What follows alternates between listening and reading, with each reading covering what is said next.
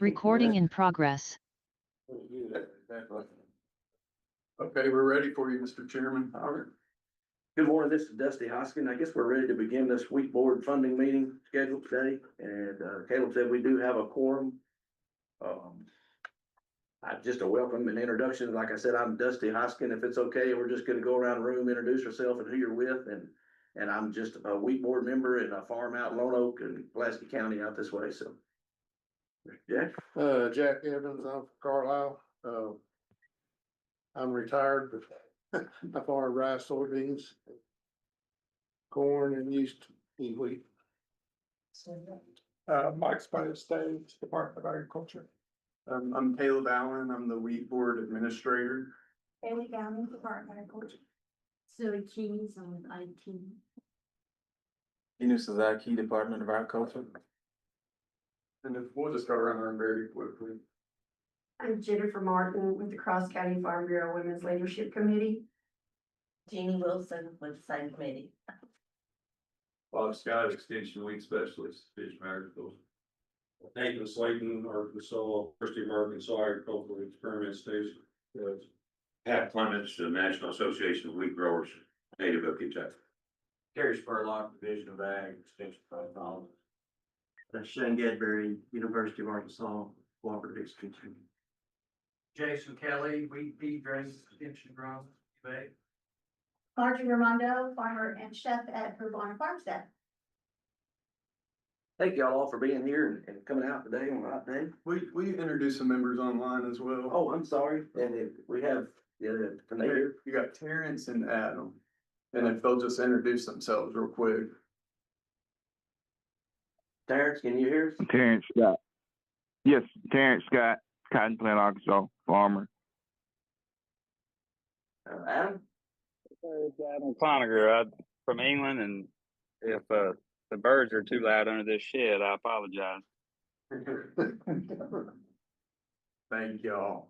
And everyone else on there are presenters. I recognize their names. Okay. We'll hear from them in a bit. When they come along. So, I guess we'll move into administrative and financial reports and I'm assuming. Sure. All right. Yeah, the first set of minutes to review are the July 22nd, 2025 minutes.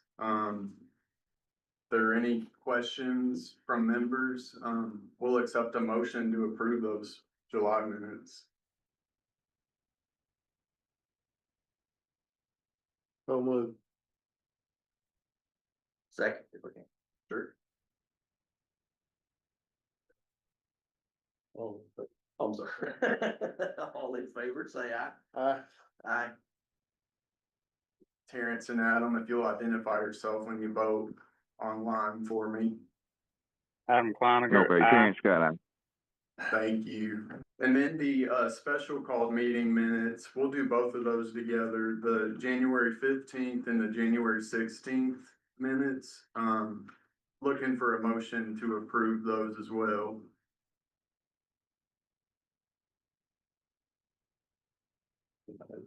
Sure. So moved. Ready? All in favor, say aye. Aye. Terrence Scott. Adam Cloninger, aye. Okay, then we will move on to the financial report with the new stuff. Thank you, Mr. Chairman. Good morning, members. So on the, financial report, for the wheat promotion board for the period ending June 30, 2026. As you can see, we started the fiscal year 2026 with 288,000 cash on hand. Gross collection between July 1, 2025 and June 30, 2026 total up to $43,827. With a treasury fee of 3%, the total net transfer to the wheat promotion board netted to $42,512.78. Total revenue, including our cash, beginning cash on hand total up to $333,590.65. With total research, spending at 201 and, board expense at $98.80, our total expenditures total up to $201,761.80 for the period ending June 30. So we ended the fiscal year with $128,828.85. This is the funding that you have available, the money that you have available to fund future projects. So that concludes the financial report. Again, the takeaway is fund balance, money available to the wheat board, as of today to fund future project, we're looking at $128,828.85. That concludes the financial report.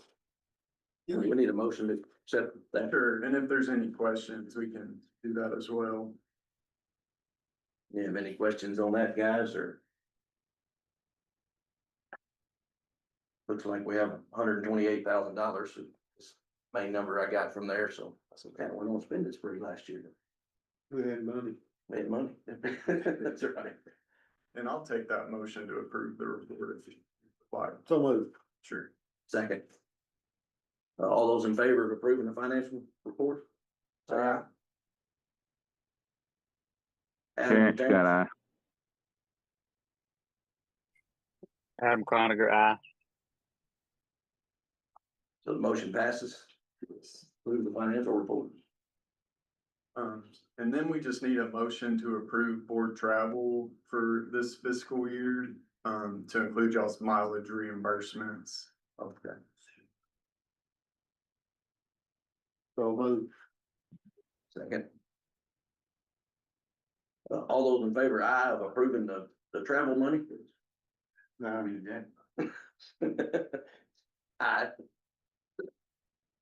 Terrence Scott, aye. Adam Cloninger, aye. Motion has been approved. Yes.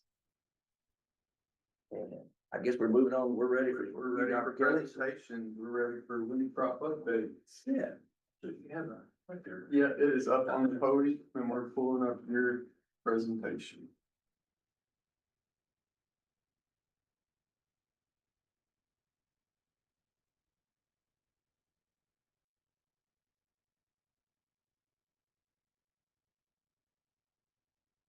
Morning.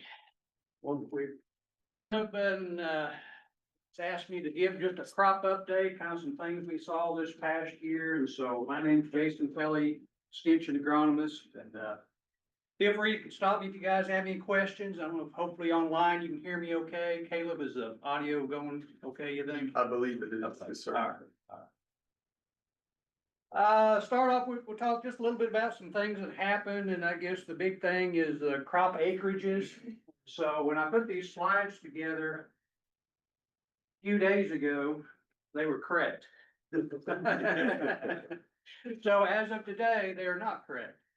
And so this is, acreage, winter wheat planted acreage. This is from the May 12th, NASS report. And so then they had us at 110,000 acres.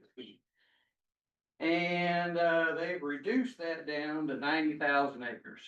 So that's what we planted. And so people ask me about the NASS numbers, and I always say, well, they're always gonna change a little bit, and especially when the acres are relatively low, it seems like there's always probably a little more guessing or more changing than what we normally see. So, but in a nutshell, I think these are probably fairly close, but our number was 110,000 or 90,000 acres. And we'll look at that, what the trend here is in a little bit. But, any picture in any state colored in red, basically we planted less wheat this past fall than we did the previous year. So, and I think that's really not a surprise. We looked at the crop grain prices were probably lower in that time frame than they were the previous year, so. Maybe not a big surprise there, and so if you look at, what Arkansas wheat acres have done since 1992. Pretty easy to see the trend there, isn't it? So, and like I say, the 2026 numbers I've got here, 110,000, would be slightly lower than that, but, back in 2007, 2008, I think 2008, when we had the over 1 million acres that year, I know wheat was 750, roughly 750. That's a long time ago to have that price. And then since then, it has dropped quite a bit. So I think a lot of people that harvest this last couple of years, $5 and something. So if you run the numbers on that, probably not all that good, right? I think a lot of the producers tell me they need $6 or $7 a bushel to really get the wheat acres back up. So, the harvested number, that did change a little bit. They did reduce that down. Instead of 50,000 acres, it'd be 40,000 acres. So 40,000 acres is what we're anticipating harvesting. Pretty low this past year. And then, yield wise, they didn't change the yield estimates, 57 bushels per acre. And a lot of those are still preliminary right in the middle of harvest. When those numbers come out later in the summer, those numbers will probably get adjusted. But if you look here, any state in red is lower than last year. The plain states, 30 to 28 to 35 bushel an acre, a lot of drought, a lot of wheat that wasn't harvested out there. So the report come out yesterday at noon, 11 o'clock, that I think we gonna have the lowest number of winter wheat acres harvested since 1919, I think. Maybe Wheat Associates may have, or NOG may have saw some of those numbers. I may have those numbers slightly wrong, but, wheat acres overall, not just Arkansas, but the US are down from where they've been. So yield wise, and that's what, to me, if we can grow high yielding wheat, we can probably, manage low grain prices. But if you look here, the last 10 years, we've been in that 50 some bushel range, state average yield. And so if you look here, this is 1992. Well, if you look back in here, we had probably as high yields in the 1990s as we do currently. And, I think a lot of that is, varieties have improved over time. I think maybe we're better managers. But, I think we're growing wheat on acres that are probably not as productive as what we had been maybe back in some of these earlier years. So seems like we got a lot of ryegrass problems. Dr. Scott talked about ryegrass, but ryegrass, we're putting wheat on acres that aren't irrigated, and those tend to be less productive in general. So I think that's really why our yields are down. And even this year, I think a lot of people were, and we'll talk a little bit about why, maybe some other things going on, but, $800-900 a ton urea. I had several of them say, well, I'm only putting much out. And I hear that number and I know that's not enough to maximize yield. So I think there was some of that going on as well. But very unusual year, warm and dry. And so these are some numbers I pulled off of NOAA the other day. January through April this past year, the fourth driest in history for Arkansas, and nearly the warmest on record. So if you go back and look, 2007 and 2012 would be years that be representative this past year. 2007, we had a big freeze that wiped us out. 2012, we did okay, but both those would have been or were good yielding wheat years. So a dry fall, dry winter really tends to help our wheat. But we had, record warmth, and we did have a freeze. So, like always, going too early, we have a freeze. And so this was March 17th, which really wasn't all that early, but, this is, some of my plots over in Mariana. That morning I was over there, split open the stem. We had ice in the stem. So I think it got down to 25, 26, somewhere in that range. Some wheat a little bit further north that was planted early, pretty far along, early maturing variety. This is the flag leaf after the freeze, week or 10 days after the freeze. It's dead, and this is what this field looked like after it headed out. So a lot of that really early wheat further along basically got killed, And then, I think that field may end up making about 15 or 20 bushels an acre. So we did have some freeze damage in some instances that may have hurt some fields on yield. In general, we didn't know, but there were some exceptional fields out there that got hit. Also had quite a bit of leaf rust, and Dr. Spurlock may talk a little bit about leaf rust, but, it's been several years we had leaf rust show up. And we quickly found out we were growing a lot of susceptible varieties. Dr. Spurlock rates a lot of our varieties, hadn't had leaf rust in several years. You don't really know what kind of ratings those varieties have, and so I don't know how well it shows up here, but this variety in the middle here, no fungicide, same variety over here on the right. A good fungicide program, and then some other plots we had, 15 bushel differences in yield, and of course test weight was as higher over here as well. So I think this year, when people really weren't wanting to spend money, I think maybe in some instances they probably should have sprayed some fungicides. Terry, would you agree with that? Absolutely. Yeah, on susceptible varieties, yeah. So wrapping up here, expectations for this coming fall. I looked, Monday, wheat prices were $6.31 on Chicago Board of Trade, which is probably, I don't know, close to $1 more than what it was a year ago. Maybe not quite that much, but $6.31 local wouldn't be quite that high, but less wheat acres out there. I think somebody's telling me Europe was having some wheat problems, drought. So maybe there's some potential for that price to go up. So if I say it's gonna go up, it probably goes down, right? I know that's what usually happens. But wheat, so much of the budget is fertilizer and seed. That's our two biggest components. But, hopefully urea prices are coming down.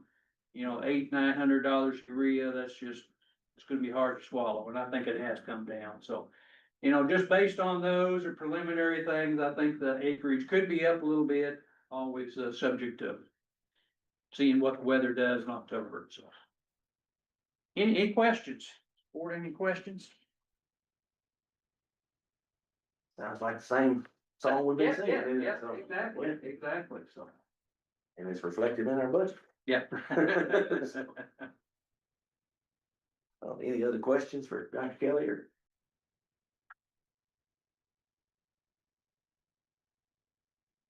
Yeah. That sounds good. I appreciate it. All right. Thank you very much. I guess we are ready for presentations, and you have an order here Caleb has kind of put together for us. He has asked that we remind you that we have several presentations today, so we'll keep them to 5 minutes if we can. And then if we have some questions after you're finished, it may take a couple more minutes, but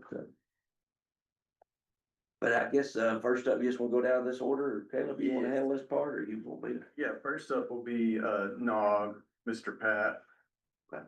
Sure.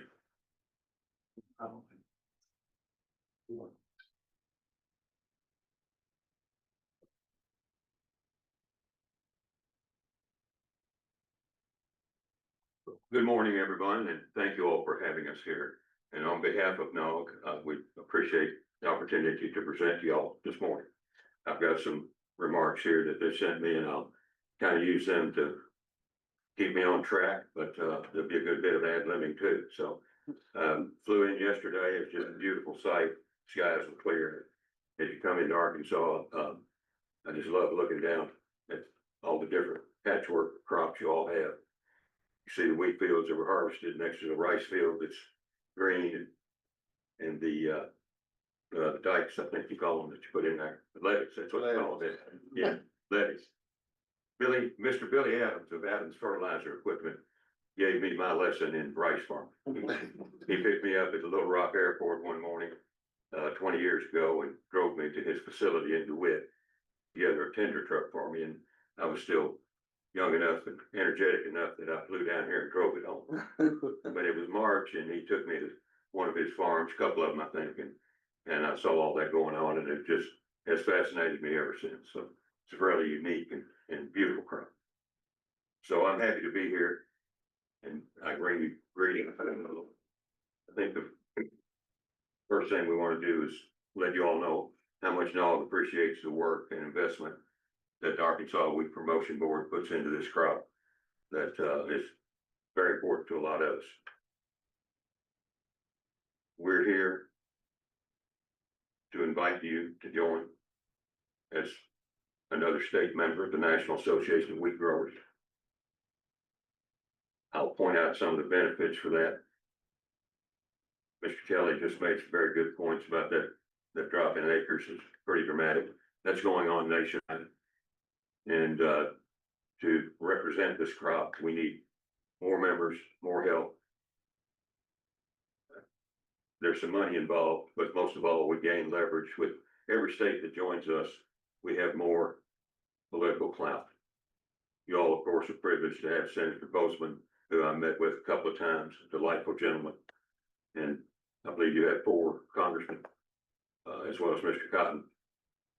There's where the benefit is for NAW, is to have some more congressional people to relay our views to and express our concerns to. You would be connected in these in this joint effort, be leveraging 21, probably going to be 22. Illinois is right on the verge of becoming a member. They're pretty well committed to it, and they just passed a referendum last year. They got to get some money and keep growing. So that would get us to 22 with you all. Right now, we think the key benefits that NAW brings to the wheat industry are consumer education. We all know the trend of everyone wanting to know where their food came from, what's in it, how it was grown. We monitor those things constantly. We were really active when I believe it was wife of Florida's governor announced that she found glyphosate in bread. And we were very active in dealing with that, if you call it a PR crisis. We work to educate consumers. At this year's Commodity Classic, we are going to convene a wheat summit. There are about 8 or 9 organizations that have wheat or wheat products in their name. We would like to get all them together and begin to be the leader of getting these organizations to work together. You know, the best example I know about, I was privileged to go on one of the National Cotton Council's multi-commodity tours a few years ago. And that organization that has everybody from top to bottom in the industry tied together, working together, that is just a beautiful model. I don't know that you can duplicate that exactly, but the principle of having everyone from the grower to the miller to the baker involved in joint efforts is a great thing.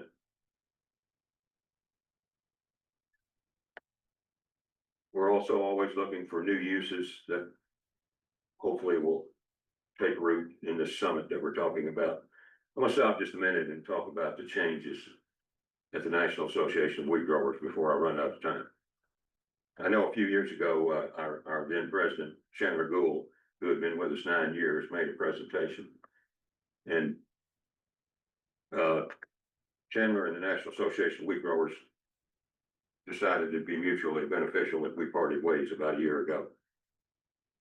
We began a search during my term as president, and we're blessed to hire a young man named Sam Keeper. Sam came to us as the vice president for policy of the National Farm Bureau Federation. He's a very dynamic and energetic person, but for the fact that he had committed before we even hired him last October to be at Boy Scout camp, which is Scout Troop this week, he would be here. He himself is an honor scout, and he's a scout leader in the small town he lives in Pennsylvania. He commutes 2 or 3 days a week to DC. And he's brought so many changes to this organization, made it such an exciting and dynamic place to be. He's hiring people. He's able to raise, get money. He's a tremendous businessman. He's an excellent lobbyist. He's great on policy. And he is the most well-connected person in DC I've run across in my 9 years of messing around up there. He has been to the White House since October. I believe he's been to the White House 4 times. He's taken us twice. So we have just an entirely new organization that's much more dynamic, gonna be much more well-known. And, I hope you'll look into the status of NOG today, not what it has been for years before. You'll just find that you're getting a really, really good buy for the money we're asking for. I think $7,000 is the number I was sent that would be your all's allocation for dues. We base that on production, and obviously, what's going on here is not going on into severe everywhere, but no doubt about it, wheat acres are declining nationwide for the very same reasons that Mr. Kelly talked about. The other thing NOG does is we provide leadership training. So we have a Bayer Leadership Program, Syngenta Leadership at its best. We conduct congressional farm tours. We have a member in Maryland who annually, we just did it a couple of weeks ago. I was gonna fly up with a friend in his plane, but the weather didn't let us, but we'll get a busload of congressional staffers and bring them out. And, I mean, it's been like 6 years straight, we've been able to run the combine on the day they're there. So that's, staffers are where you want to, that's where you want to spend your time.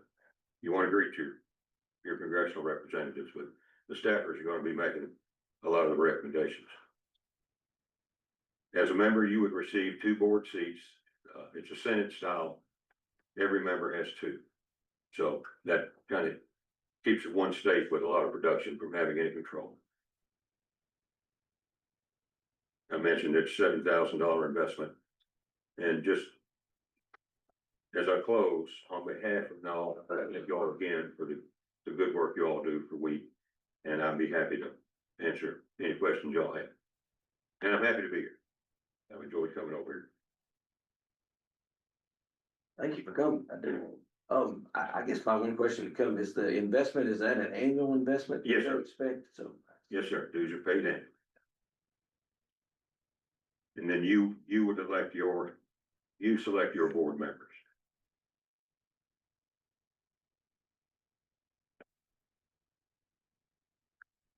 And they, you always tell a prospective board member there's 4 meetings a year, but there's really a whole bunch more. Especially if you get on committees. Now, we are doing more, just like everyone, we're doing a lot of remote work. Even I've been an officer, and this is my 5th year. I'm currently the past president, which is the end of the line for me. But we have a Zoom call every Thursday at 11 a.m. And we're on top of it. And in committee meetings, we've moved them to Zoom meetings, and we've even done away with one in-person meeting by making our June full board meeting remote. It's working good, but we still get together 3 times a year, and we enjoy it. Anything else? Tell me one more time the name of the new president. Sam Kieffer, Kieffer. Oh, it's right here. Check him out. Okay. Check him out. He was formerly with American Farm Bureau. If you got just a minute, I'll tell you my best story from hiring. Do I have a minute? Yeah, sure. So I trade in little wheat seed and trade with a guy named Steve Curry over at Prairie Seed from down here. But it's not unusual for me to get a call from out of state. After we began the search for our new CEO, my cell phone was ringing one morning, had a Georgia phone number. So I answered the phone, and the voice said, "Is this Pat Clements?" And I said, "Yes." He said, "Well, this is Zippy Duval." So I knew that the Sam Kieffer's name was on the list, and it was, he had his Farm Bureau background there listed with it. And I thought, well, I'm gonna get a warning here. Don't you poach my man. But much to my surprise, Zippy said that Sam has risen as far as he can go. And the only person that was above him at American Farm Bureau and he were about the same age and had been there about the same amount of time. And Sam was as high as he was going to get for the bulk of his career because of their time together and his age. And he said, he's gonna go somewhere, we know it. And he said, I hope you'll consider it because we would not want agriculture to lose a man with his talents. And, so from there, of course, we went through the proper hiring process, interviewed 7 or 8 people. But that's where it came from.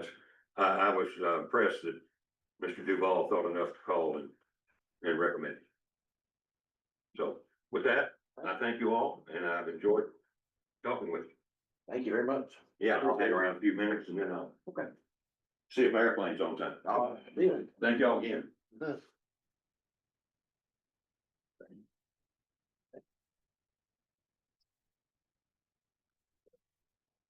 All right, we have someone from the US Wheat Associate. Yes, and Julia should be online with us. Good morning. Can you hear me all right? Yes, ma'am. Fantastic. Okay. Caleb, are you ready for me to share slides and speak or? Yes, feel free to share your screen and go into your presentation. Fantastic. Well, first of all, while I get things set up, good morning. Thank you for the chance to speak with you via Zoom. Sorry, we don't have someone there in person. We are in the heart of our busy trade team season. So we've got some folks in Washington, D.C. talking about food assistance programs. We've got trade teams finishing up their work, traveling through some of wheat country, including some good courses out in Portland, Oregon. So our folks are spread out a little bit all over the place, so appreciate you letting us take the opportunity to present here virtually to you. So I will go ahead and get my screen together. All right, y'all see my PowerPoint presentation? Yes, ma'am. Okay, let me switch my view so you get the right one.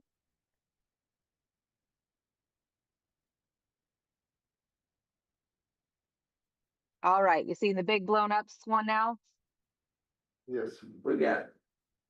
Okay, fantastic. Well, my name is Julia Debus, and I am the Director of Communications and Stakeholder Outreach. I am a 5th-generation wheat farmer in the central part of the United States. And then I am speaking to you today from my office in the Kansas Wheat Innovation Center in Manhattan, Kansas. So I think it's awesome that we have so many folks for the organization that grew up in a farming background, and grateful to be able to be both on the farm and in the office as we conduct our global activities. So for those folks that aren't as familiar with US Wheat Associates, and I apologize, I caught it as a communications person, I caught a typo in one of my graphics in it as I was going through stuff this morning. We are the organization that represents the international market side of the industry. Our great partners at the National Association of Wheat Growers, and Pat just in the room, gets the chance to kind of focus within the borders of the United States. And then our job is to work with global buyer and sellers around the world. So we do not buy or sell wheat, but we work with everyone who does. So our mission is to develop, maintain, and expand international markets to enhance wheat's profitability for U.S. wheat producers and its value for its customers. And really, we do that in some really key areas of work, many of which examples were in the funding proposal that should be in front of you. But our general areas are this trade servicing, technical assistance, and then policy. That trade servicing component has a very similar to feel as Pat was talking about, that hands-on firsthand experience that they do such a great job with the National Wheat Foundation's activities with congressional reps. We do that with buyers and sellers. So those trade teams that are coming to the United States, the top one with the combine header here is a group from Chile and Ecuador that specifically came to talk about soft red winter, soft white, and hard red winter to the United States that I got a chance to meet up with here this early part of this summer. So bringing trade teams to the United States, really kind of getting them familiar with the U.S. grain marketing system, the production system, the ins and outs. Also, when they are having U.S. wheat shipments go overseas, keeping them up to date on crop quality as the crop is harvested. And then after the end of the season, rolling all that into an analysis of the quality of the whole year's crop in our crop quality report and crop quality report series. Moving into that technical assistance, This is when people really have their hands in their wheat and are working to improve their operations. So we go into someone's mill, we go into someone's bakery. They may be a first-time customer, they may be having a problem, and we've got the expertise on staff and a great team of consultants that can go in and help them adjust things to make their products better for their customers, which in turn turns that trust back into the U.S. grain marketing system. The example down here in the bottom picture was a series of seminars we did with the Federal Grain Inspection Service, taking those folks to Mexico to work with our customers so that they could better understand our grading and inspection system. And that was a great success story that led to them being able to tweak things and better understand their results and better adjust some of their contract specifications. And then our third aspect where we overlap a little bit with our partners at the National Association of Wheat Growers is policy, but we're a little bit expanded beyond the scope of the United States. So anything from signing purchase agreements and commitments with other governments or milling associations in other parts of the world like Indonesia or Bangladesh, Taiwan, to really making sure that the world's borders were able to see wheat flow, especially at an equal playing field or a fair playing field to our competitor nations, and keeping that flow of wheat around the world. How we do that is we have about 70 different employees that are working in 8 regions in close to 100 countries around the world. So one of our former CEOs like to say the sun truly does set on the work of U.S. Wheat Associates. There's always somewhere in the world, someone somewhere in the world working on behalf of U.S. wheat producers. Here in the United States, we have 3 different offices.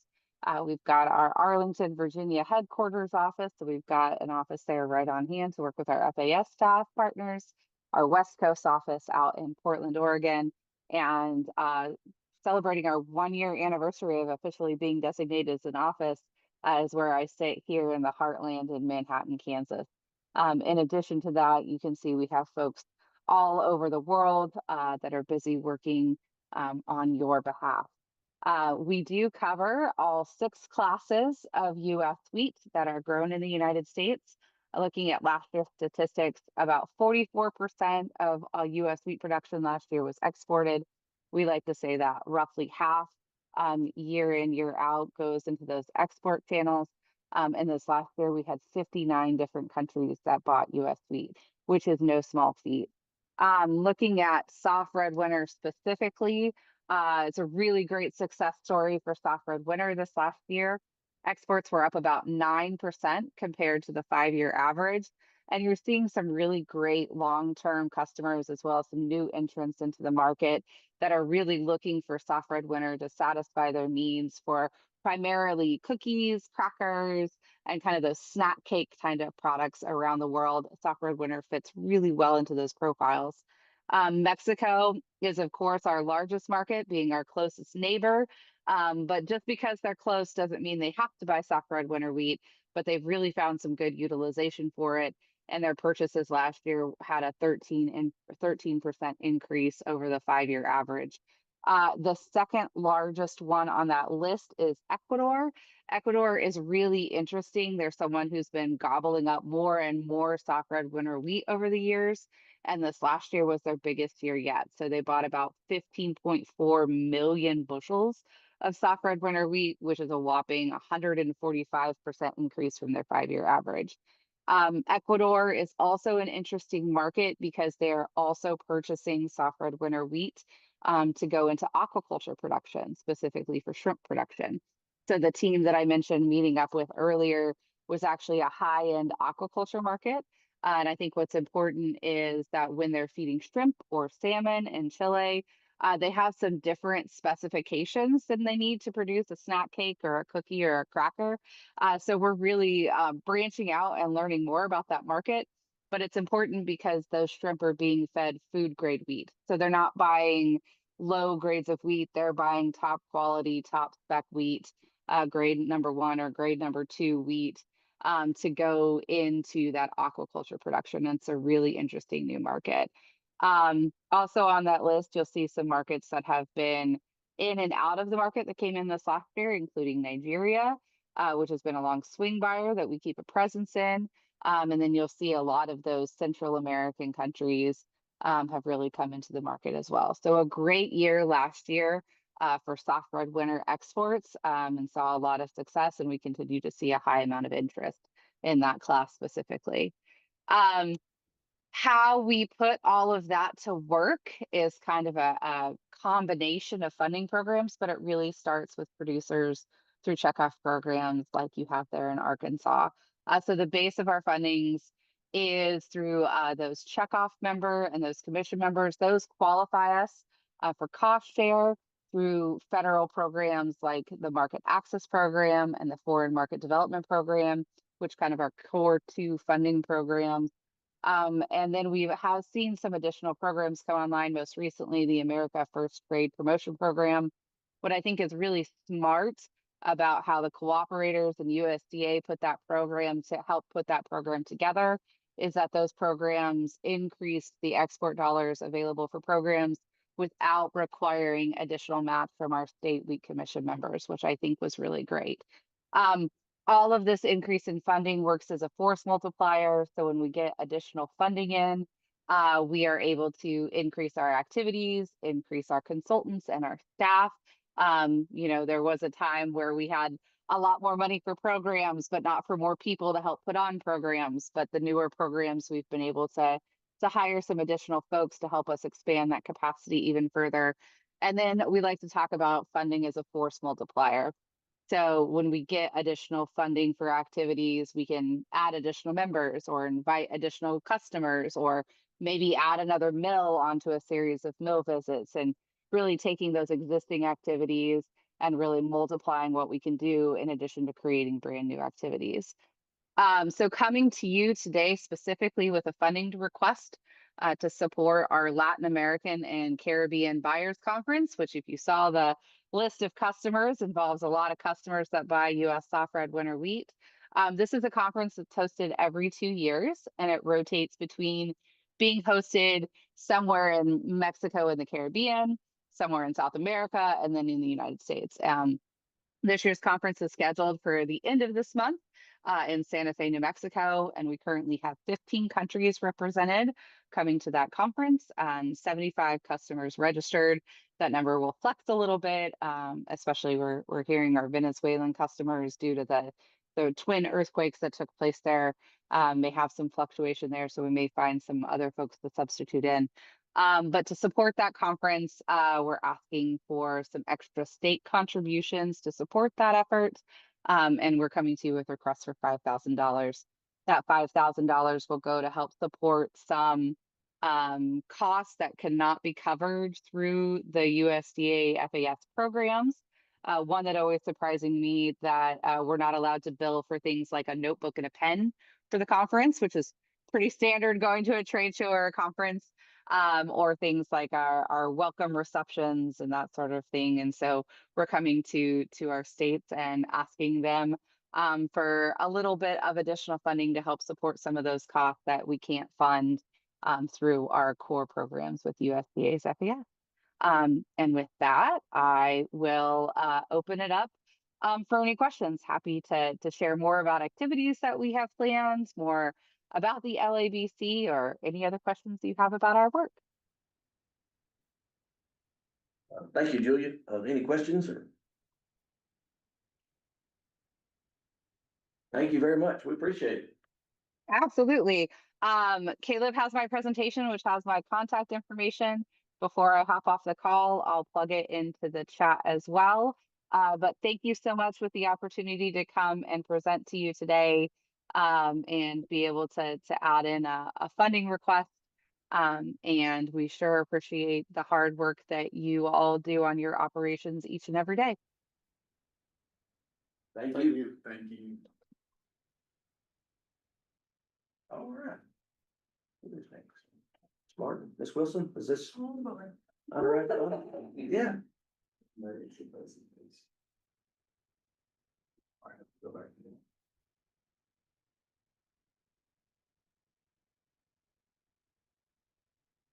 So, It's just that right arrow if you need to hit the next. There you go. all right. Well, good morning. My name is Jennifer Martin. I'm here with Jeannie Wilson. We're both members of the Cross County Farm Bureau Women's Leadership Committee.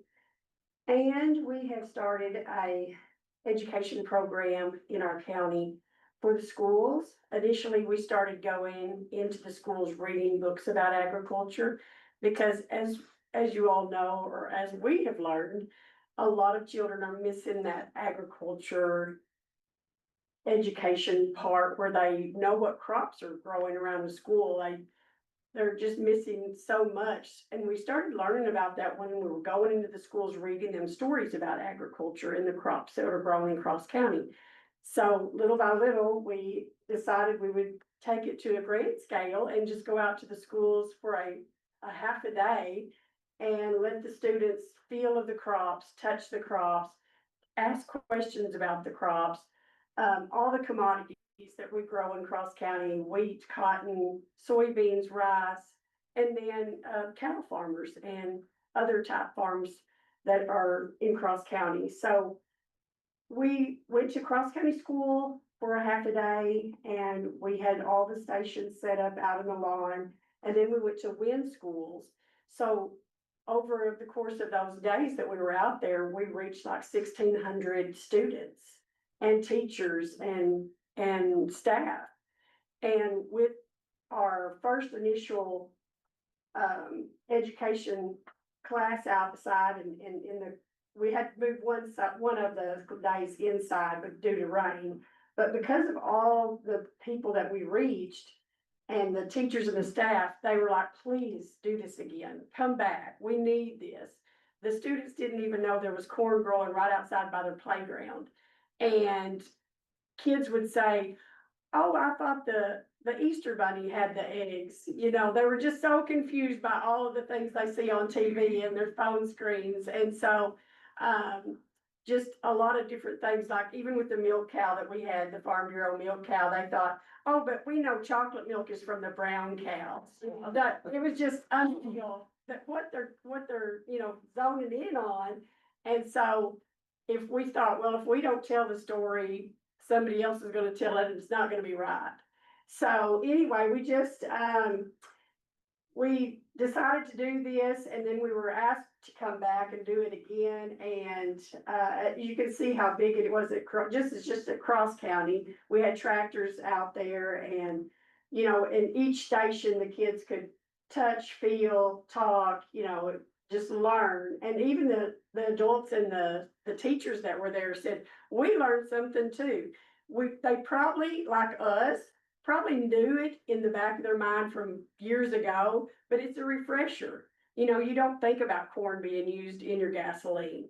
You just don't think about it. And then so this refresher course brought up so many adults and teachers saying, we needed this, we learned something, and we learned something doing the programs with the students and the teachers.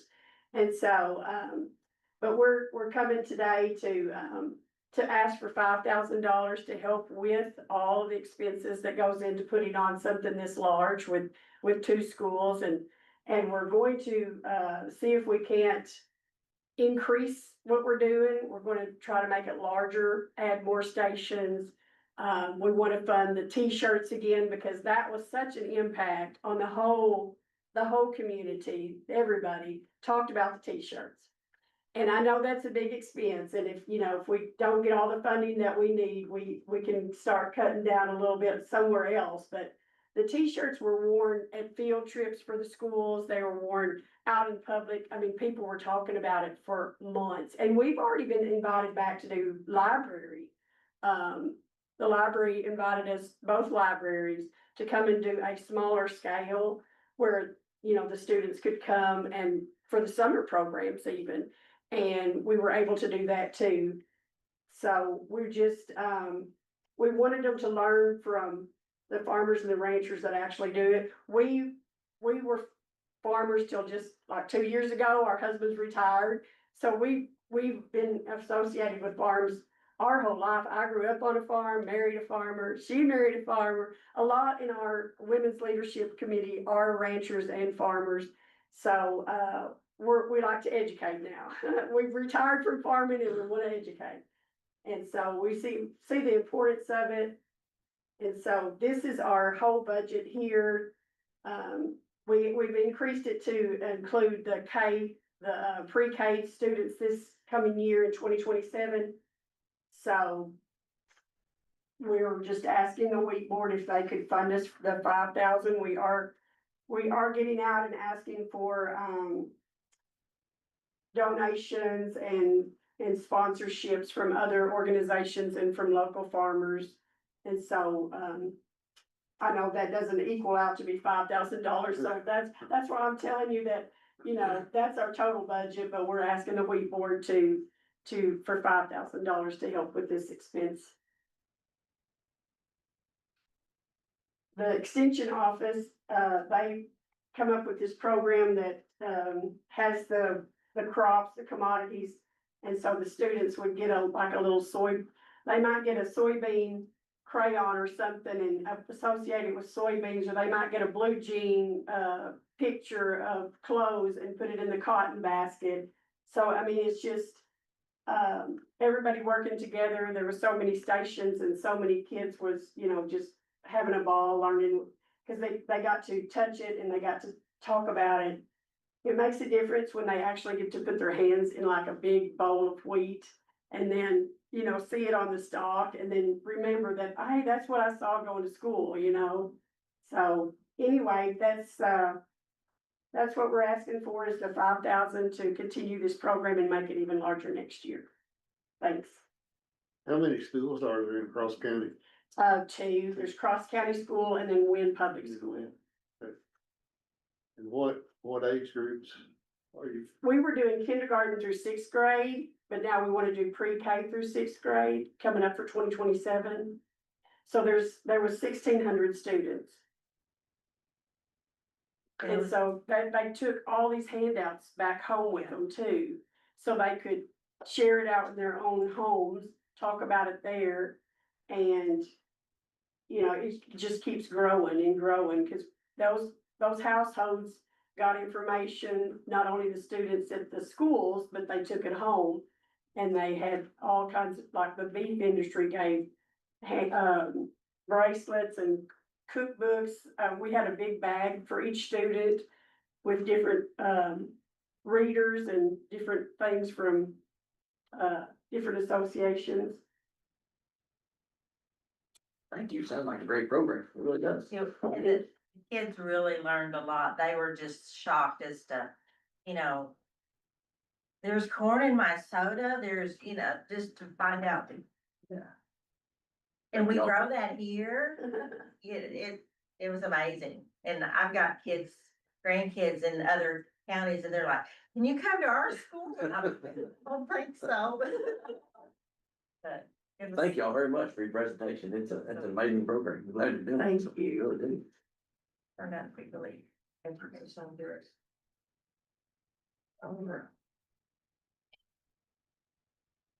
Ms. Span for Farm Bureau? Yeah. Yes. Yeah, two. Yes. We're doing okay, Caleb? Yeah, we're doing great. Really keeping time. No, we're doing real good. Go back to the first one. The first slide. Okay. My name is Danette Span and I'm with Farm Bureau. I am Director of Ag in the Classroom programs, where we teach adults and youth all about agriculture. I guess I have this thing done.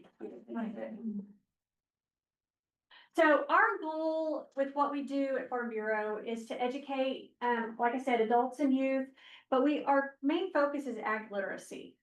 Making sure that kids know that their food, where their food comes from, that their food, it does not come from the grocery store, that it doesn't come from, you know, a shelf somewhere, that somebody actually grows it. And so we specifically reach pre-K through 12th grade teachers and the students. We use materials that we develop in-house or where we partner with commodity groups. We have, and I'll talk about the different materials here in just a little bit, but we try to provide the students and the adults with these materials so that they can have those in hand, so they can teach other people about agriculture.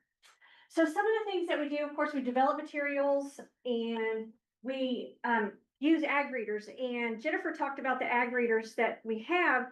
And so I brought some for you guys to look at. since I only have two guys here, here's a couple of them that we have.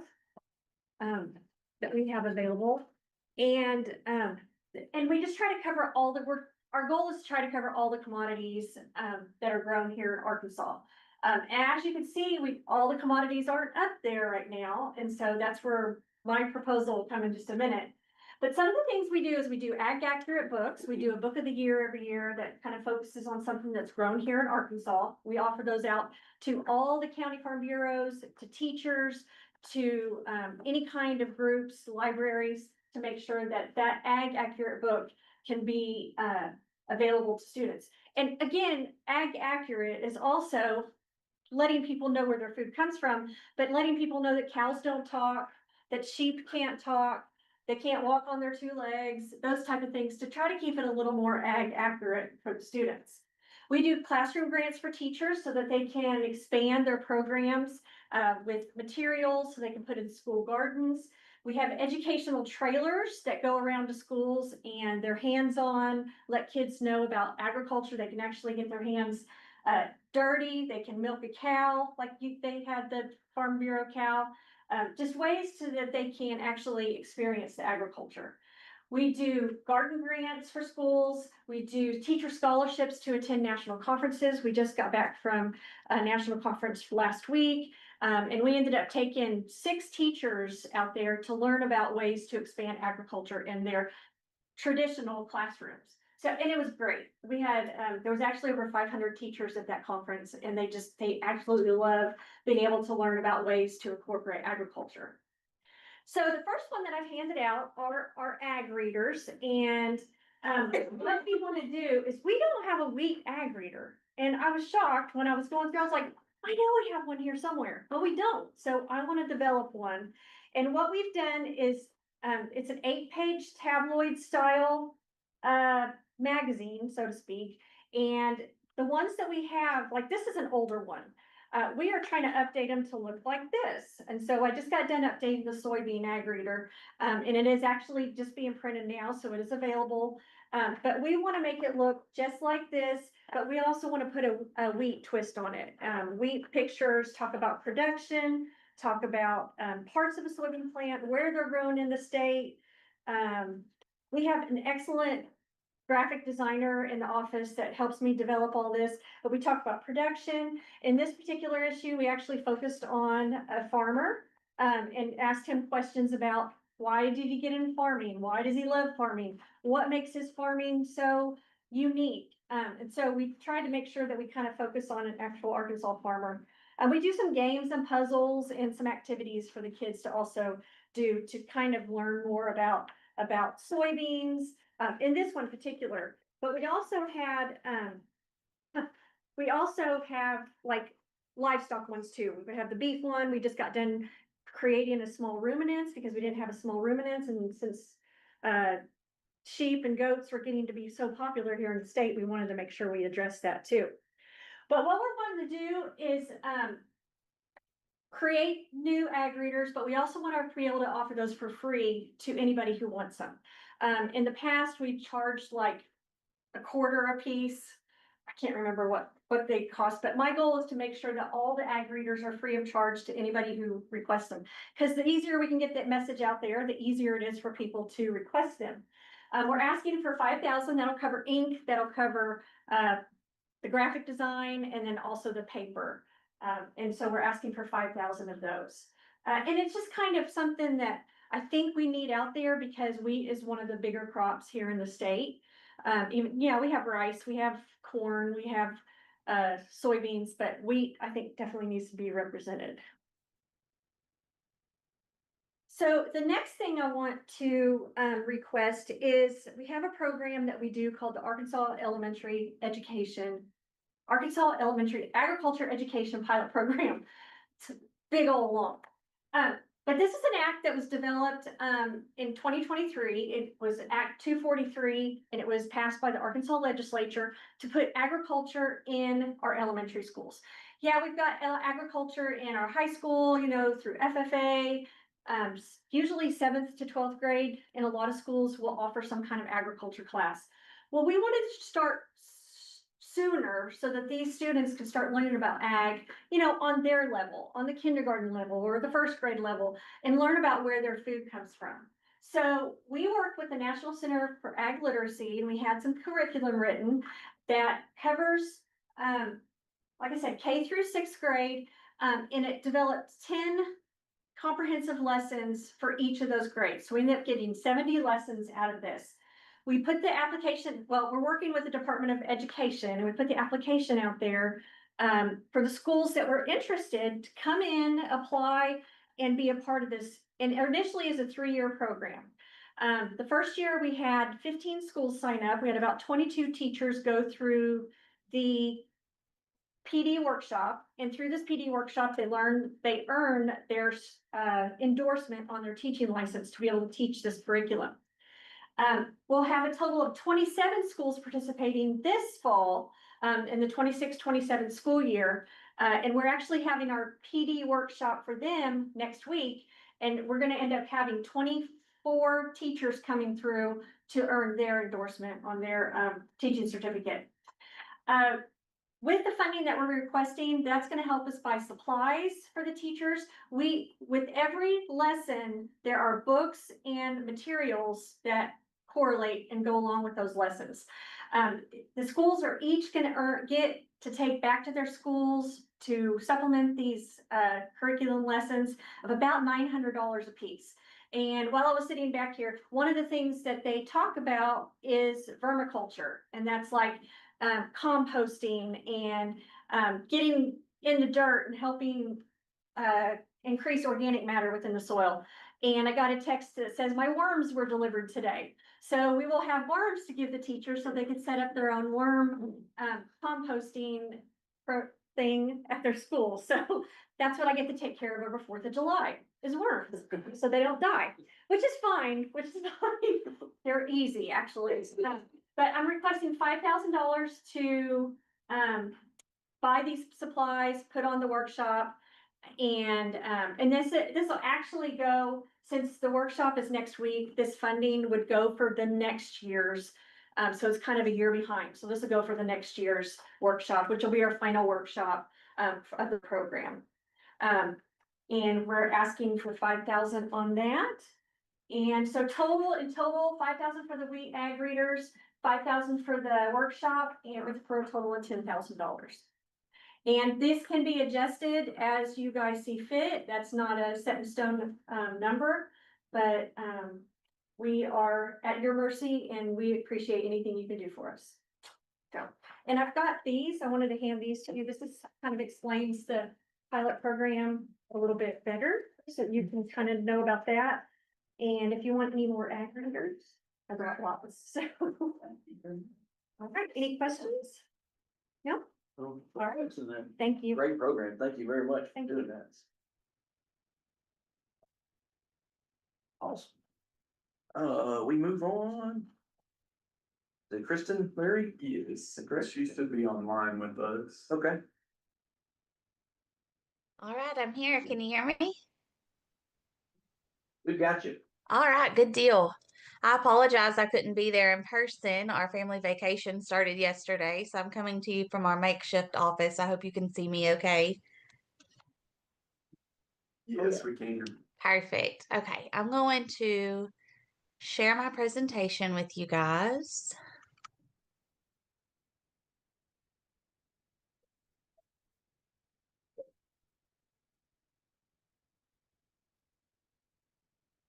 Okay, can you guys see that okay?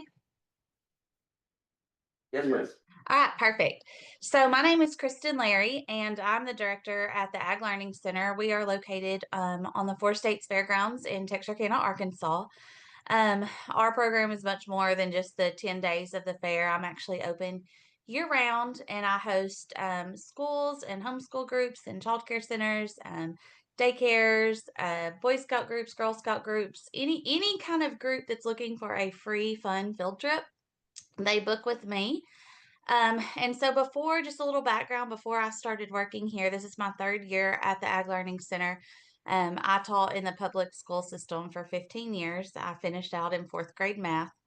And so I made this transition to the Ag Learning Center, and it has just been a dream job. It has been phenomenal. Like you've heard from these past couple ladies, I mean, education with children, it's so important, so fulfilling. So that's kind of what I'm going to be presenting to you today is requesting money to continue our program. The Beef Council, Soybean Promotion Board, Corn and Grain, and now the Catfish Board, they've all kind of jumped on board with us. And so they see some of the amazing things that are going on, and I hope you guys do too. All the pictures you're going to see in the presentation today are actual pictures from our center. So there's a lot of learning going on, a lot of hands-on things. You won't see us with worksheets. It's just a fun program that I hope that my pictures do justice and can speak to you and show you what we do there. So this is why agriculture literacy matters. The statistic today is that most children today are 3 generations removed from the farm. So our mission is to tell kids where their food comes from, how it impacts their daily life, the importance of farming in our region, and then also past that careers in agriculture, because every single one of these kids that come in, they're all consumers, and the probability of them ever becoming a producer is probably not high, but it's just as important to be a well-educated consumer. And so that starts with kids and that starts with us. And so that's where I take my job seriously and important, and that's where I invest my time. So here's just a few pictures. I always say pictures speak louder than words. And so here's just a few of the kiddos that have come through and done some programs with me. Hands-on, messy, all the things. So again, this just kind of lists out some of the things that we have. We do the school field trips. We do have a special kids day that we offer during the fair where everything's free. We typically host about 4,000 to 5,000 kids on that day. We have our barnyard exhibits. We have classroom outreach programs. If a school isn't able to travel to the Ag Learning Center, you know, sometimes schools limit field trips per year. I do end up going to their classrooms and presenting with them. I did a novel study with a 3rd grade class this past year where we talked about weight per pound and farming and ranching and grass and wheat and all the things that involved. And they built their own ranch and pretended to be ranch hands. And it just kind of taught them the economical side of farming also. And then we also do community events where as much outreach as we can. I just participated in one for low income families this past week, and the kids got to come out and get a bunch of the ag readers and things like that to take home with them. So this is our impact on students. When they come to the Ag Learning Center, they get some live animal interactions, agriculture demonstrations, interactive exhibits, and then obviously those real world connections. And so I started in 2024. Our program had 653 students. Last year, we housed 1830. And then this year so far, we're over, this number actually hasn't been updated since I submitted this presentation, but we're close to about 16. So the word's getting out. We're getting a lot of repeat visits. Schools are coming back multiple times, and it's been really, really great. So we also wouldn't be able to survive without partnerships from the community and commodity groups such as you guys and a lot of volunteers, because everything that we offer at the Ag Learning Center is free. So when teachers come and groups come, they pay for nothing and they leave with crafts. They leave with whatever they made. We always have some kind of snack that relates. We did a s'mores class this past week, and we were able to talk about wheat when we were talking about the graham crackers and things like that. And so I have requested $20,000 to input more wheat education into our yearly program. These are just some of the examples of how I would spend the money to help me get a handful of things to start that program with. But again, I'm grateful for any amount that you see fit. We can definitely make that work. I got news while we were traveling yesterday that an after-school program in Texarkana has actually decided to come to us once a week after school as part of their We Are Washington group. So I'm going to start having it's about 100 kids a month in that program. And so definitely some resources are going to be needed for those kiddos. And I'm going to make it happen no matter what, but I would definitely appreciate anything that you guys would be willing to give to help keep that program going. So I just want to say thank you. None of this would be possible without groups like you guys. And so I hope that I did a great job portraying how important I feel like this program is to these kiddos. And I hope to answer any of your questions if you have any. Thank you very much. Any questions? It looks like a great program. We appreciate you presenting it for us. Thank you. We sure have a lot of fun. Thank you. All right, Caleb, I guess you want to move on to the. Yeah, I'll leave that choice up to you. I did put in a break just in case y'all needed one, or we can just keep rolling. Up to you. You need anything? No. Adam, Terrence, y'all okay? Yeah, I'm fine. Yeah, just keep rolling because I got some stuff I need to be doing.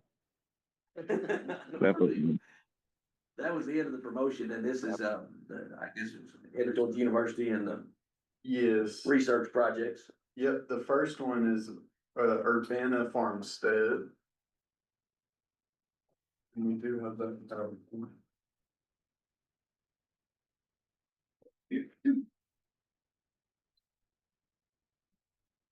I think that's in there. It's in there.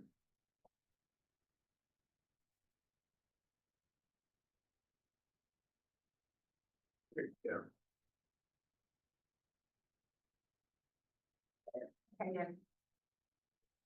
Good morning, everybody. Margie Ramondo, farmer and chef at Urbana Farmstead. We are a discovery farm with the University of Arkansas. And at our farm, we are a teaching farm. So we teach people how to grow, we teach people how to harvest, how to cook their foods, and how to preserve their foods.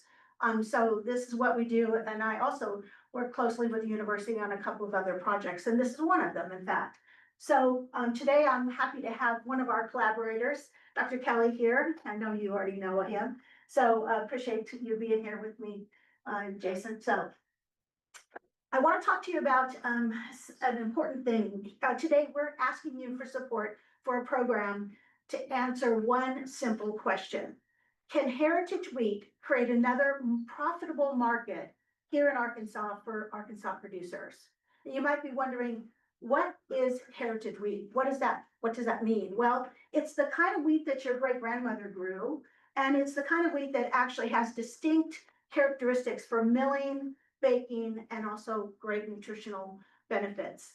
And so we already know that Arkansas can grow wheat. We know that for sure.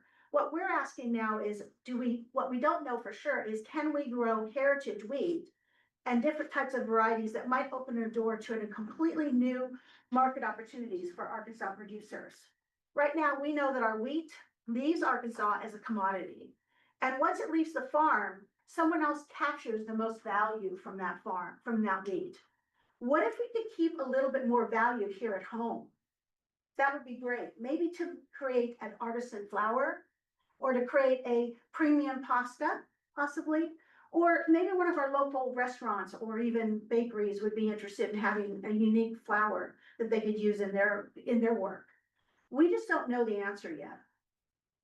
That's why we're here today, is because before we can talk about premium markets, we need to know and understand, can heritage wheats grow here in Arkansas? And that's what this project is about. Will the varieties perform under Arkansas growing conditions?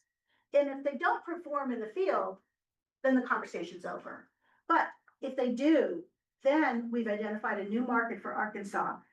And that's why what this project is designed to find out. So what does our request for 14,800 get? Well, we're going to grow 4 heritage wheat varieties on 4 different Arkansas farms. You can see that it's going to be The deliverables we're gonna actually be using, 4 varieties, which I'll tell you about later. But what I wanna do is we wanna measure the things that every producer cares about: yield, disease pressure, lodging, and overall performance. And then we're gonna take that wheat from the field, we're gonna mill it, we're gonna bake with it, we're gonna make pasta, and we're really gonna find out if there's a demand for justifying growing this wheat. Every dollar goes directly into the project. There's no overhead, there's no indirect costs. The farmer's gonna get the seed. This program the funding is gonna help them get the seed for free. Also gonna pay them a little stipend for planting. And we'll be monitoring and the university is gonna be working with us in order to be able to collect all the data that we're gonna get. So we'll have, at the end, our project is gonna grow the wheat. We're gonna have field research data. We're gonna do end user evaluation, which is really an important part of it. And then we'll have a final research project report at the end. And so that when we know for sure at the end whether or not this is gonna be feasible for us to grow this wheat.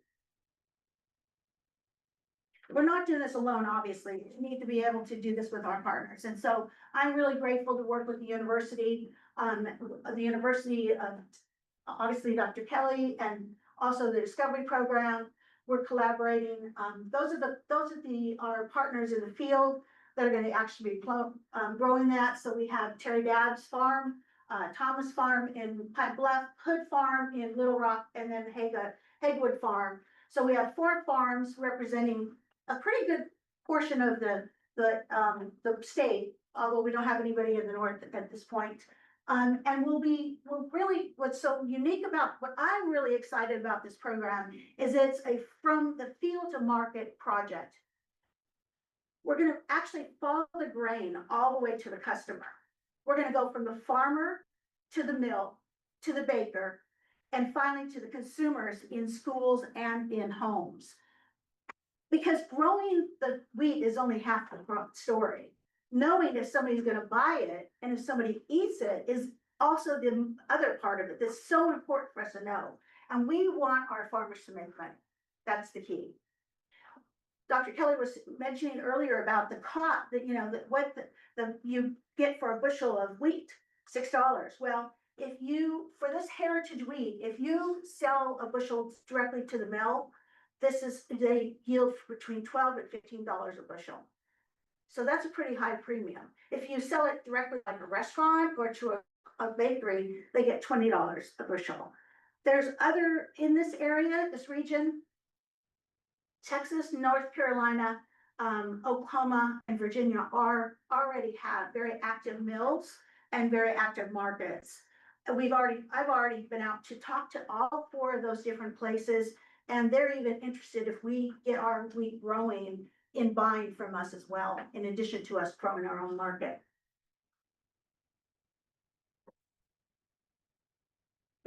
So we've selected 4 varieties because each one represents a different market opportunity.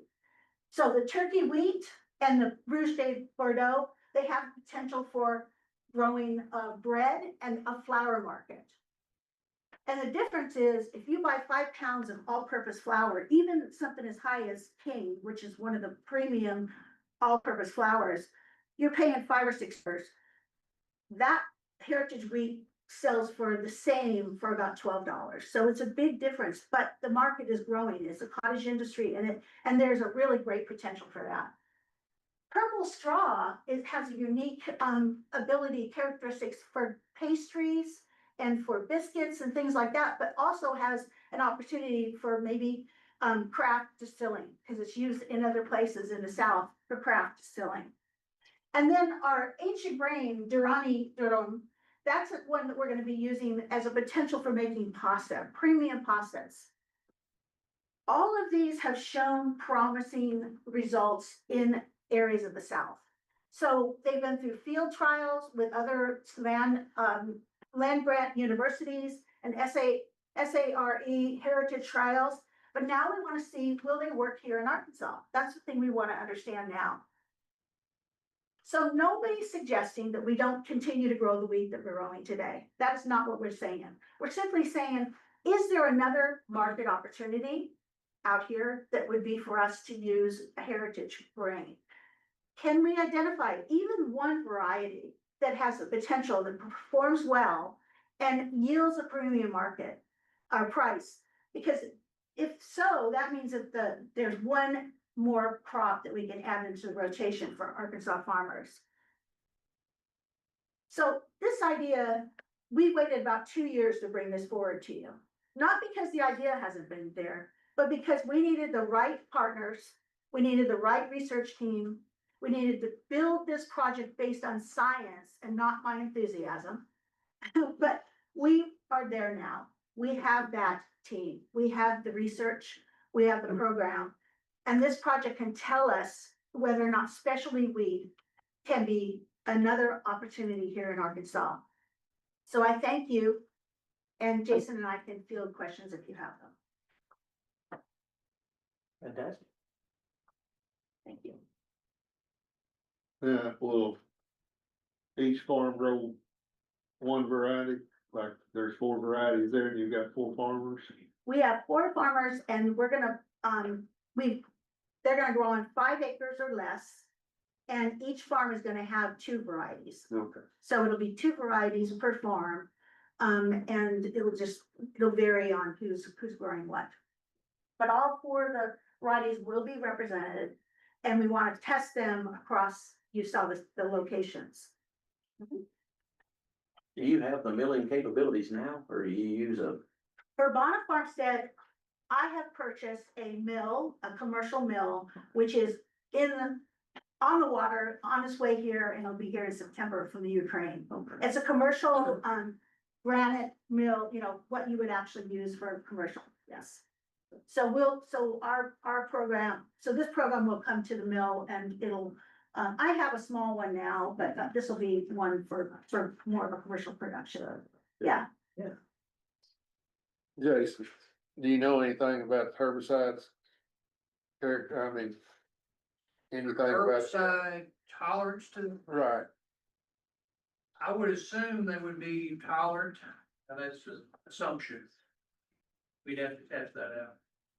that's what the project's for. The project is for that. There's, you know, I had 5 minutes, so I didn't get a chance to put everything I wanted to tell you, but if you want to know more, each of these has already been through a lot of field trials.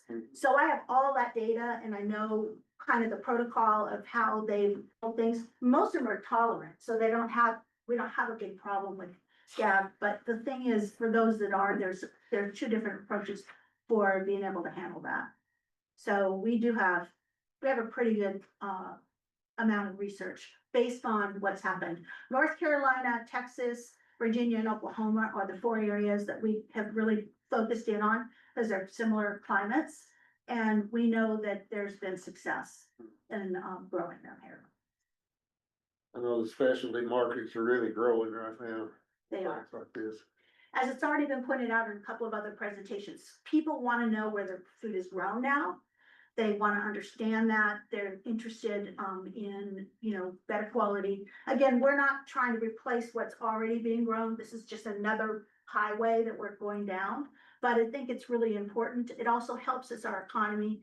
I don't have to tell everybody in this room about commodity prices, but this gives us a little more control over our pricing.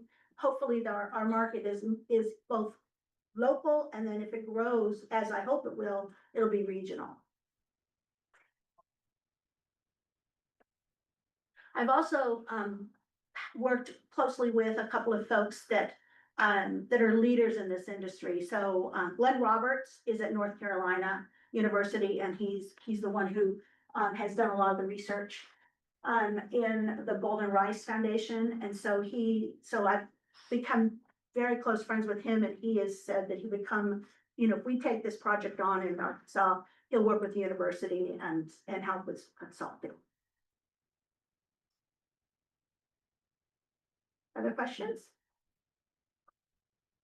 Thank you very much. I appreciate it. Okay, thank you. Yeah. A little different than the rest of them. Sure. Consider. And we have next. Next is, Dr. Ali, and I believe he's online. Yes, I am here. And it looks like we got your slides up for you. Yep, I can see that. Can you hear me okay? Yes. Yes, sir. Sounds great. Yeah, thank you so much for giving me the chance to present my proposal here, titled as Transforming Wheat Bran into Premium Food Ingredients. So this is a new project that we are proposing, and we are requesting a budget of around 50K. Most of the budget, honestly, we are requesting is to support a PhD student to do the work. And with the new numbers we have, it's around 33K salary. With the tuition, it is around 40. And we are asking for some additional funds to do for materials and some experiments to run.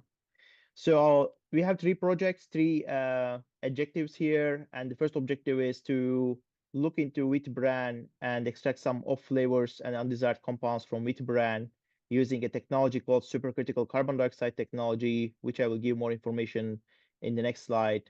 And then to do an encapsulation of a vitamin B, which is vitamin B12, due to the issues with the delivery of this specific vitamin into a wheat bran aerogel, which is basically a porous material that we are planning to generate from wheat bran, and then to do a follow-up study on the storage of those compounds and their absorption in the body through a simulated gastric intestinal digestion protocol.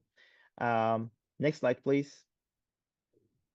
So the main goal we are trying to look into here, how can we upcycle and increase the value of wheat bran, as it is currently an underutilized byproduct of wheat milling, and it's mainly used as animal feed. Some cases people use it in whole wheat flour, but still the utilization of this fraction is limited. Some of the issues with this fraction due to its limited functionality, including its color. Its high fiber content that limits the utilization in different food products, as well as lipid oxidation is an issue. Due to oxidation, it results in limited shelf life. But when we look at wheat bran, we do have a really high amount of dietary fiber, which is a big focus currently, and that can be a good source to deliver that. In addition, we have good amount of protein and starch that we can utilize to develop enhanced food ingredients. So a little bit background about the technology I'm talking about. So it's called supercritical carbon dioxide. The name may sound very complex, but it's basically CO2 at high pressure and temperature that we utilize. The reason for this technology, it doesn't really use any toxic compounds or chemicals in the processing, and that's why it's very environmental friendly technology, especially for food production. And there is no downstream processing requirements, so it separates from the product very easily, and you can create a product that can be labeled as clean food ingredient. And by using this technology, we are creating materials called aerogels. So what they are, basically, they are one of the lowest density solids on Earth. But initially, people were using those from silica and other metals. One of the applications is for space industry. But here we are trying to produce this material from wheat bran for food applications, or in some cases for pharmaceutical applications. And why we are looking into this vitamin, for example, especially folic vitamins, and they have issues with their stability, as well as their absorption in the body. So when we consume those vitamins, sometimes we do not get the full benefits out of them, and we really lose the value of them. And that's why we are looking into using wheat bran to enhance their bioaccessibility, basically absorption in the body, as well as their stability. Next slide, please. So this is a schematic diagram of what we are proposing for the three objectives. So first, we will take wheat bran, we will do some CO2 extraction. Here we are planning to get the wheat bran oil as one fraction, which is high value polyunsaturated oil that can be used for pharmaceutical as well as food applications. with CO2, but at the same time, we are able to extract some off flavors as well as some coloring compounds so that we enhance the quality of wheat bran. And then we will use that wheat bran to create aerogels using CO2. And next we will upload, encapsulate some vitamin B12. And then we will look into some symmetric digestion and storage to see the stability and efficacy of this encapsulation, as well as the efficacy of wheat bran aerogels. So what we are proposing here, projected value from this project, we are looking into maximizing the value of wheat. How can we increase the utilization of wheat bran and contribute to Arkansas economy by creating new markets for wheat bran? And here I listed three high value porous materials, vitamin loaded materials, as well as high fiber prebiotic ingredients that can be used for food as well as pharmaceutical applications. So with that, I will stop here and I will take any questions you might have. Thank you for your attention. Thank you very much, Dr. Ali. Any questions? I don't know that.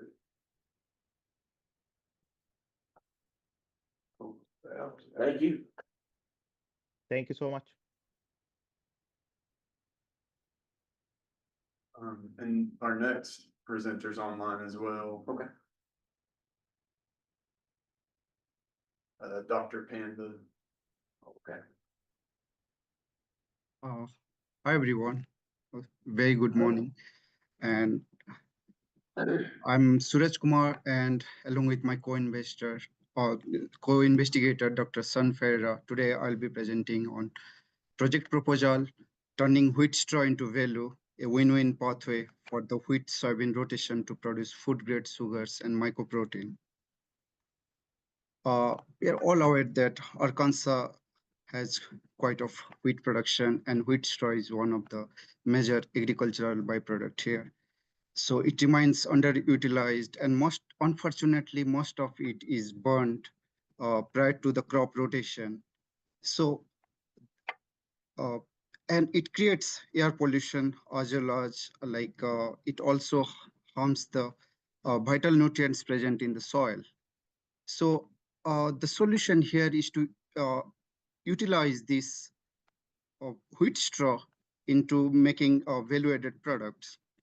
So our budget request is $32,900 for salary of undergrads and their travel, including visiting farms, publications, and supplies.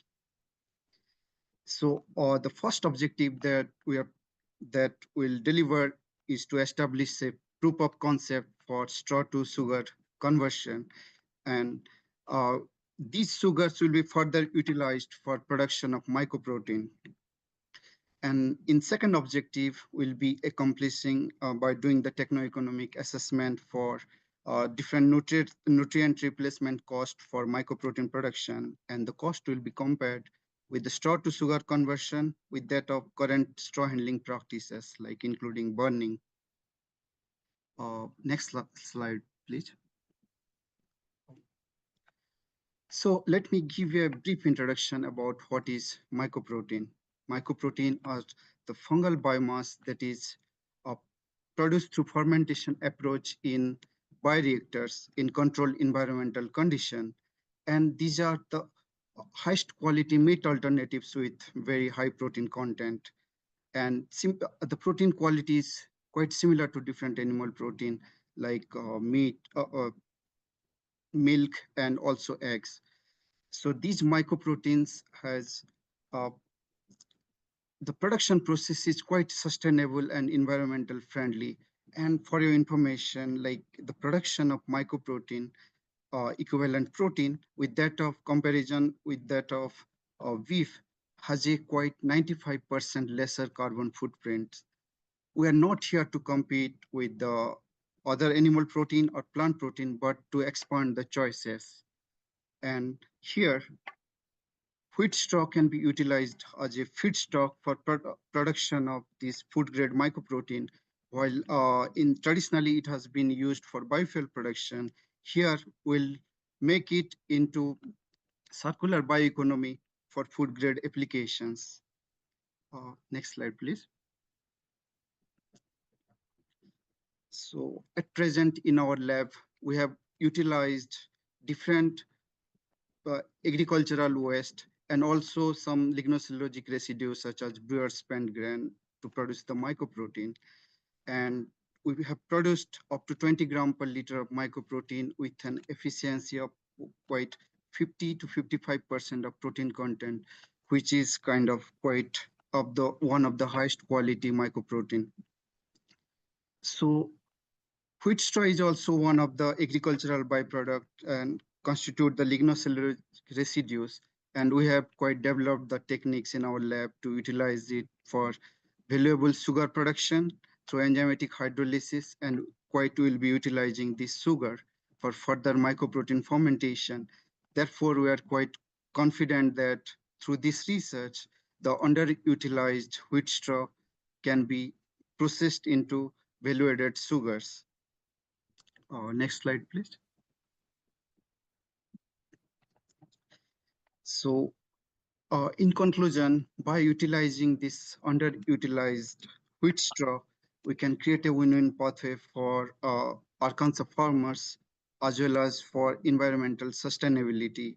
So, in this research work, we'll be converting wheat straws into valuable sugar, and it will also create less burning and also promote the soybean rotation and sustainable farming practices.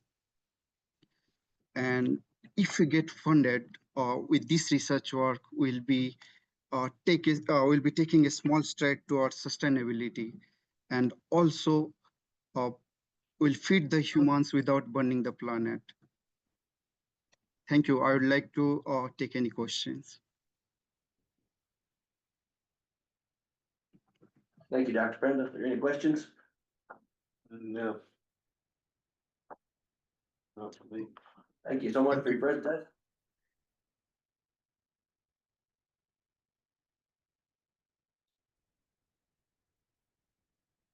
All right. Moving to Justin.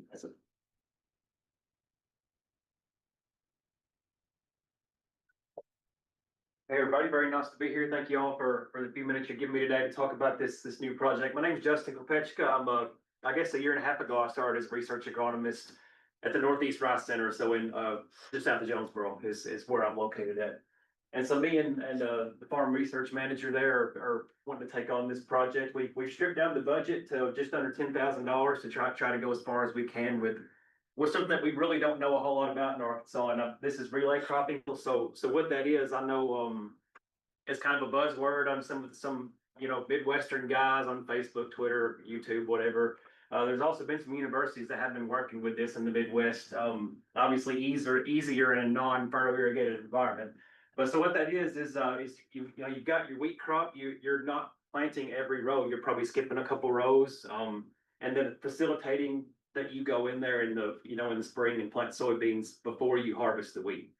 And so the goal of that is kind of, you got a living crop out there all the time. You can go ahead and still have a wheat crop. Obviously, you're not going to have an 80 bushel wheat crop if you're skipping rows, but you can still probably get a decent wheat crop and also have your chance to plant soybeans early, which is one of the huge factors that wheat acres have gone down as much as they have. And so the value to that, I think that we have the potential to increase wheat acres once again. Do I think this is going to bring wheat acres to 1 million acres? Absolutely not. But there is a chance to bring back some wheat acres if you can still get a decent wheat crop and also get your soybeans in early, which is again the reason that a lot of farmers have switched. I know there's other reasons as well that we can't overcome with this, but the early soybean planting we feel like could still be facilitated in this system. And then again, it's proven in other states. Like I said, it's not widespread in other states, I would say, but it is a working system in some other states. Pivot irrigated or non-irrigated fields. And so our goal with this is to see how we get this to work on a furrow irrigated field, since that's what the majority of our row crops are being grown on. I know we're already doing somewhat of a similar system in the cotton environment, where we're just using it as cover crop, and terminating it before we actually plant the cotton. But we see in soybean that this could possibly be a system that we could utilize. And so that's a picture there in the top right, kind of what we're thinking about, what we're talking about. So we grow kind of a taller wheat variety, maybe a little heavier seeding rate, but skip, so plant 2 rows of wheat and then skip 2 rows of wheat is what we're thinking. So plant 2, skip 2 with a 7.5 inch drill, just like you're normally planting wheat. And then if we're gonna look at 2 planting date timings is what we're hoping to look at. So like an early April and a late April. I think if we go, if we went into March, I feel like we could possibly get the beans too big and have harvest issues with the wheat. If we go too late, we're gonna have the wheat headed and then, we're gonna be causing issues maybe with flowering or breaking some stalks over, things like that. So the yield of wheat will be assessed. We're also gonna look at 3 maturity groups of soybean, to see what maturity groups would possibly yield the best in the situation of growing with the intercropped wheat. And so if we could come in and harvest the wheat the first week of June, I think that we could cause minimal disturbance of the soybeans, and then planting the soybeans in April, there's certainly going to be some logistical concerns to overcome, but I do think that's a possibility. It might take some equipment kind of reconfiguration, but we're hoping to figure out a way that it wouldn't do that and just, kind of fit into our system the best possible way. So anyway, we plan on 2 locations. The location I'm at, Harrisburg, and then I've got Kaiser on here. I'm actually thinking more shifting that towards something like Pine Tree, if we can get that approved, a little lighter ground and something that can hopefully prove that this system could be of use in the future. And so with that, that's all I have, and I'm happy to take any questions. I think I've got a few minutes. Is this the first time, or the first year that you've done this? Yes, sir. Yes, sir. I have not done this before. I've talked with some people that have done it in the Midwest and, kind of followed their stuff along, but I haven't done it myself or seen it done.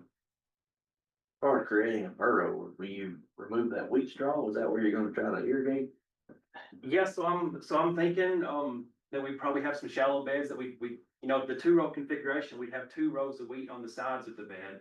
And then have those 2 rows, on top of the bed open and, maybe have a shallow furrow there, and we'd probably come back with a furrow runner after wheat harvest if we needed to refresh those furrows. Yeah. Right. Thank you all very much. Thanks very much. It really is. Thank you.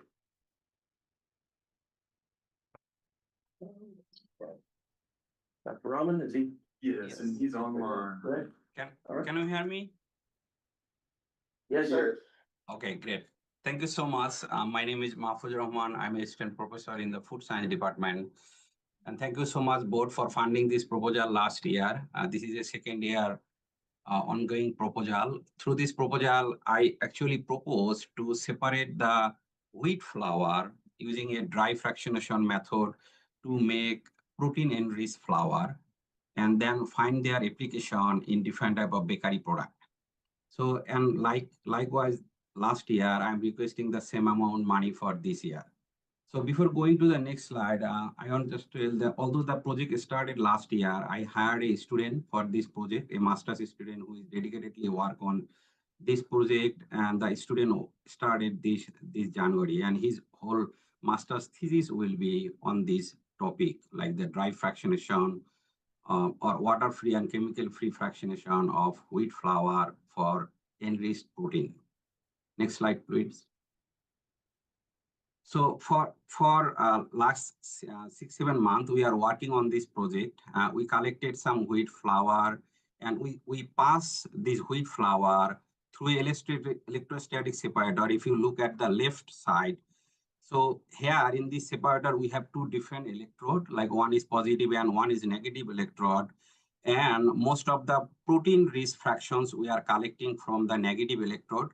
So far, we could enrich like from 11 to 13% protein content. Our goal is to go approximately 20% protein content of the flour, so that we can kind of compete with the hard red spring wheat flour that is like very much suitable for bread application, So we want to take this like weak protein soft wheat flour and compare with the spring wheat flour that is very hard protein or very like widely available protein flour. So far in our initial study, we have achieved like 2% increase, 11 to 13% increase. Now we are exploring different particle size by different milling. And like, as you can see, we already explored some like 163 and 45 micron particle size. and we achieved the better result in 45 micron particle size, but we want to improve reduce the particle size more and try to understand if we can enrich the protein content more. Next slide, please. So, and now after completing these, I hope by the end of this year, we can complete all of these study and try to understand some dough rheological characteristics like dough strength and elasticity.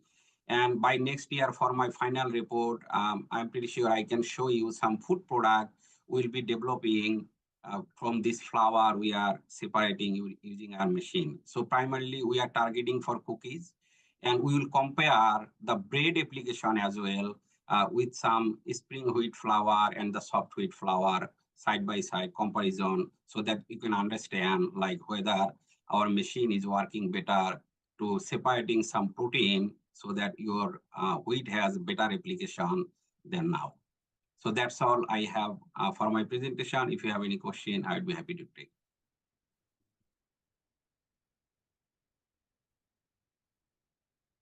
Any questions? Thank you, sir. Thank you so much.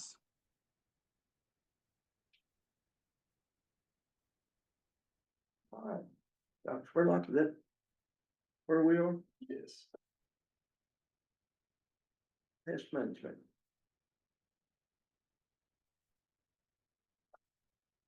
Morning, everybody today.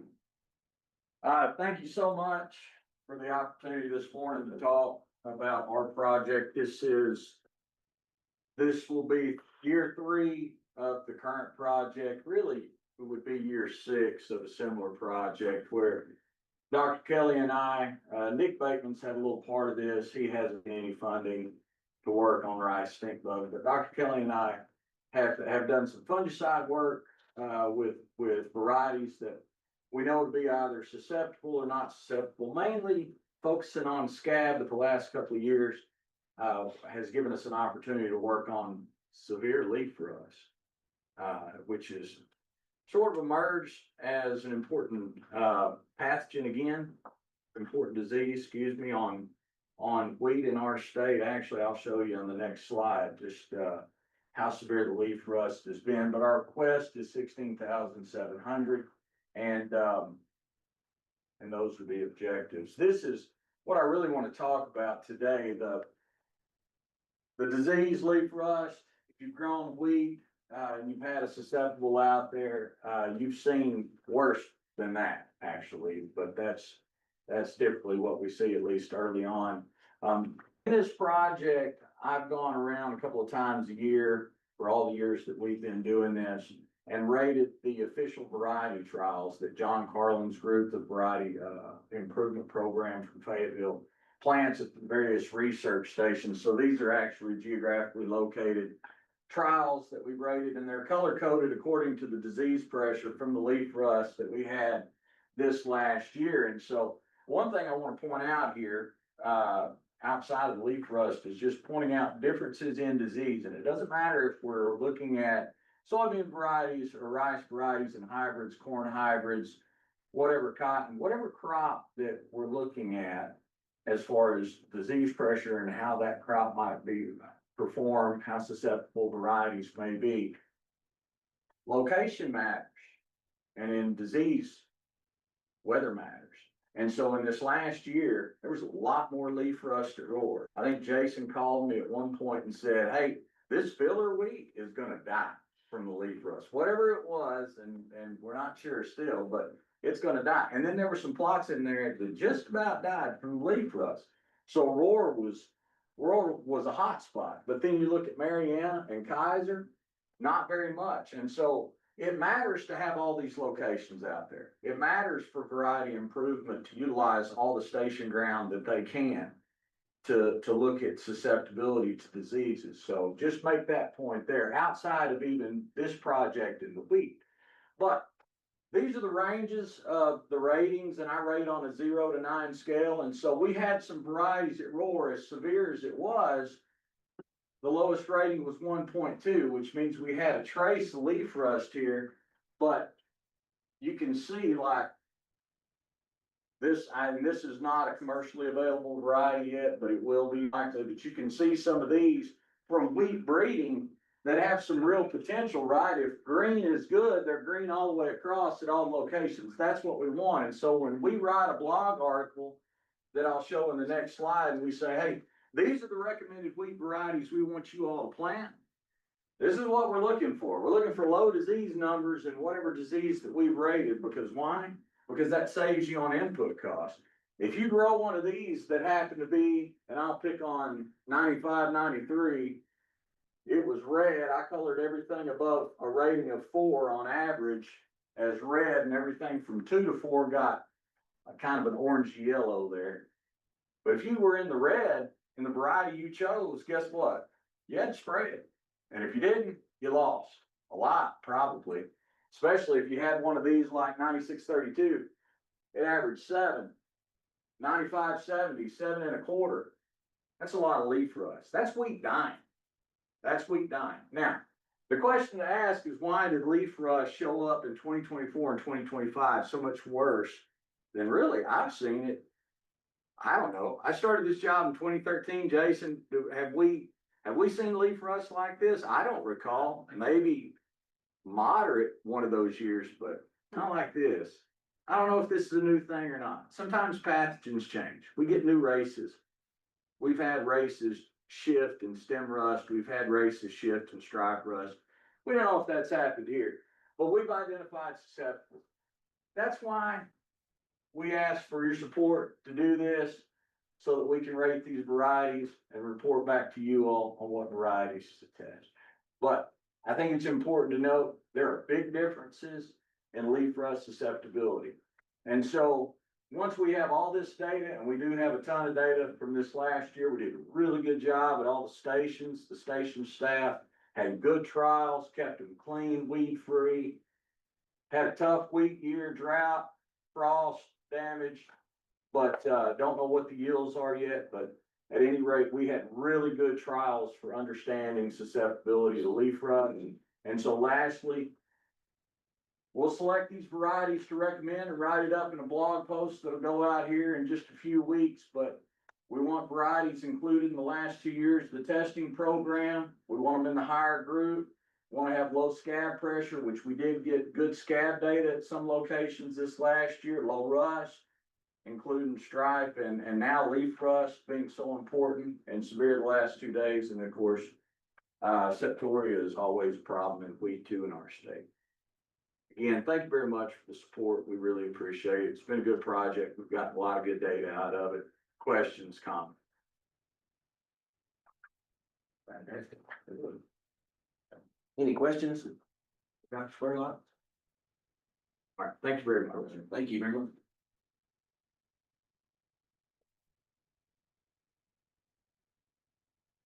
Dr. Kelly?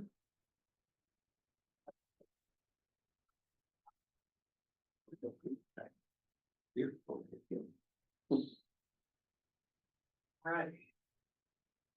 Project Wheat Verification Program. I was looking through some information the other day that this is the 40th year of the verification program, which surprised me a little bit. I mean, I knew when it started, but it dawned on me it was 40 years. So we've got a lot of information. That one thing we are going to put a summary together. About several years ago, we put together a 20 or 25 year summary, but we got a lot more information. We'll get together for the next meeting. We'll bring that to get started. Verification program, year 3 of our project, we requested 14,500, which is the same as the previous year. And basically our objectives throughout the duration haven't really changed, but on-farm demonstration of our U of A research-based recommendations to show producers we can be profitable, we can grow good wheat in Arkansas. So that's one objective. Also develop a database of all the economics. So we keep track of all the inputs that go into these fields. At the end of the season, we'll run the economics to see how we come out that way. And like I say, show we can grow high yields and hopefully economically as well. But also kind of a learning field to look for new opportunities. You know, in our verification program, our coordinator, Chris Elkins, during the growing part of the season, he's out in the fields weekly, and so, you know, we saw the leaf rust show up, we visited Dr. Spurlock, we have weed problems with ryegrass problems, we visited with Bob, so. You know, to me, it's kind of a learning field, we can see some things up front, or early, hopefully, and get the word out there are some problems. And then also, really, you know, we've got a lot of new county agents that may or may not have wheat background, and so. You know, for them to be comfortable in their county, they need to know about wheat, how to produce wheat, and so this is a training program for them that, we do help the county agents, and if there's a producer who wants to learn a little bit more about wheat. Throughout the field visits, weekly field visits, the producer comes out and also the agent and our verification coordinator, so really a good training program for our county extension agents. And just, you know, at this point, we don't have all the results from this past year, but, we had 3 fields. You know, I think reflective of the wheat acreage, we had, field Crittenden, Cross, Poinsett County. We had one planned for White County that didn't materialize, didn't get planted, but if you look here, variety, planting dates, kind of what we did in a nutshell of the fields here. Yields, one of them, Cross County was 77 since since I put these slides together. Poinsett was about 68. And the Crittenden County field, the producer put it in the bin and is gonna be hauling it out this week. So we'll get a better idea what the yield was, but I would expect it to be in that 70 bushel range. So, you know, on average, maybe we average close to 70 bushel, which is, it's been pretty close to what we've done, but, you know, if you look here, 2 out of 3 fields, where all 3 fields had to be sprayed for ryegrass. We had Zidua, Anthem Flex, Axial Bold. That continues to be one of our biggest issues, Bob, and not just verification fields, but all the fields as well. So, you know, I think one thing we saw that, we tried to talk about varieties and which varieties we need to be planting, and you know, as the acreage has come down, the number of varieties available has also come down. So we've had some problems that, you know, producers said, well, we'll give them a list of suggested varieties and they'll come back and say, well, I can only get this variety. Is that an acceptable one? And, you know, sometimes it is, and sometimes it's kind of like, well, now let's see what else we can find. So that's a nutshell what we've got so far this year. And, you know, here this summer, we're gonna put together the economics, figure out what worked and maybe where we can improve on. And so this coming year, like I say, complete our final report. We're working on that now. This coming year, we really probably think we maybe have 5 fields. I think these 3 fields, if they're gonna plant wheat again, probably will be in the program again. We've had a couple other counties that want to be in the program, so if everything materializes, we're looking maybe at 5 fields. Hopefully that does, turn out. And like I say, a good training program for our county agents, serve as a monitoring program for any issues that may develop, and really a hands-on program to hopefully we can improve, wheat production in Arkansas, so. And like I say, this is 40 years, we've, you know, I don't know if we got any other projects been funded for 40 years, but we sure appreciate the passion for it. We gotta do research. Yep, for sure, so. Yeah. So is most of this production like a commercial bit push northeast Arkansas, is that? Or is it? Well, I mean, and I didn't put a map, I've got some maps, but if you look at where wheat is grown, I mean, we got a little bit in the River Valley. But, Phillips, Crittenden, Mississippi, Jackson, the last 10 years, that's kind of been the hot spots. Yeah. Very little south of Dumas, you know, there may be a little bit over Texarkana some years not. But you know, in what I call the rice areas, there's just not much. So. Okay, any questions? Yeah, I'm good, thank you. Thank you. Thanks. And I guess the last one, Dr. Northwood, Dr. Scott's gonna do. Let's go.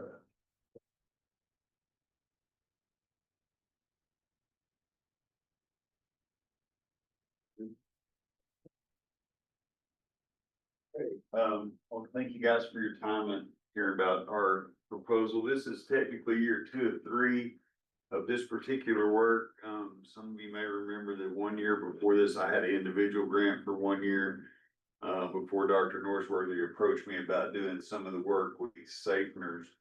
I will say that because we had that other project and then this year, looking again at some of our, traditional weed herbicides and weed issues and, some of the ones that Jason mentioned with, resistance and everything. We did go ahead and we were able to do a pretty good update to the MP44 this year. We also updated the online weed production guide. If you go to that link and link on the weeds guide, now that's been updated as a result of the previous year's project and then this 1 year. So I just thought I would mention that because we kind of overlapped and changed project midstream after that 1 year. The budget request is 20,000. I'll just tell you about 25% of that is looking at conventional weed control programs in wheat. The other 75 is exploring the use of these safeners to enable new herbicides for wheat use.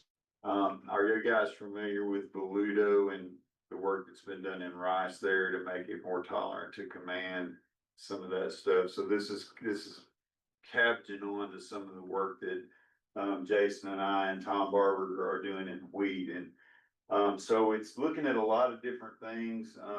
We already have Zidua, for example, labeled in wheat production, but you can only use it delayed pre or early post.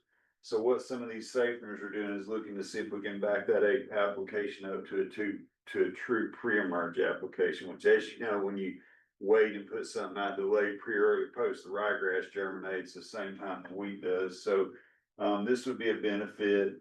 We're also exploring things like clomazone, mesotrione, and others. We have more than just the Boludo seed safener. There's a whole family of these seed safeners that we're evaluating. I'll show you a list of those in a minute. And then, like I said, we're going ahead and conducting a lot of our traditional weed control programs, just looking at ryegrass and POA and mayweed, which continue to seem to become more difficult to control.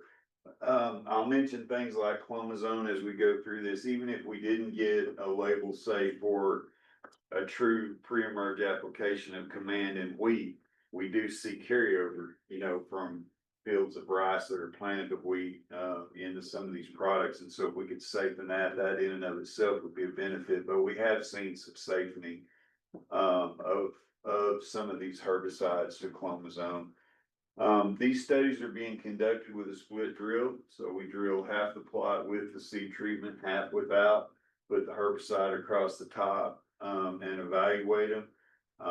Here's some of the products that were under evaluation: acetochlor, clomazone again. I mentioned mesotrione already. If you look at Jason Norsworthy, he doesn't do anything small. It's 25.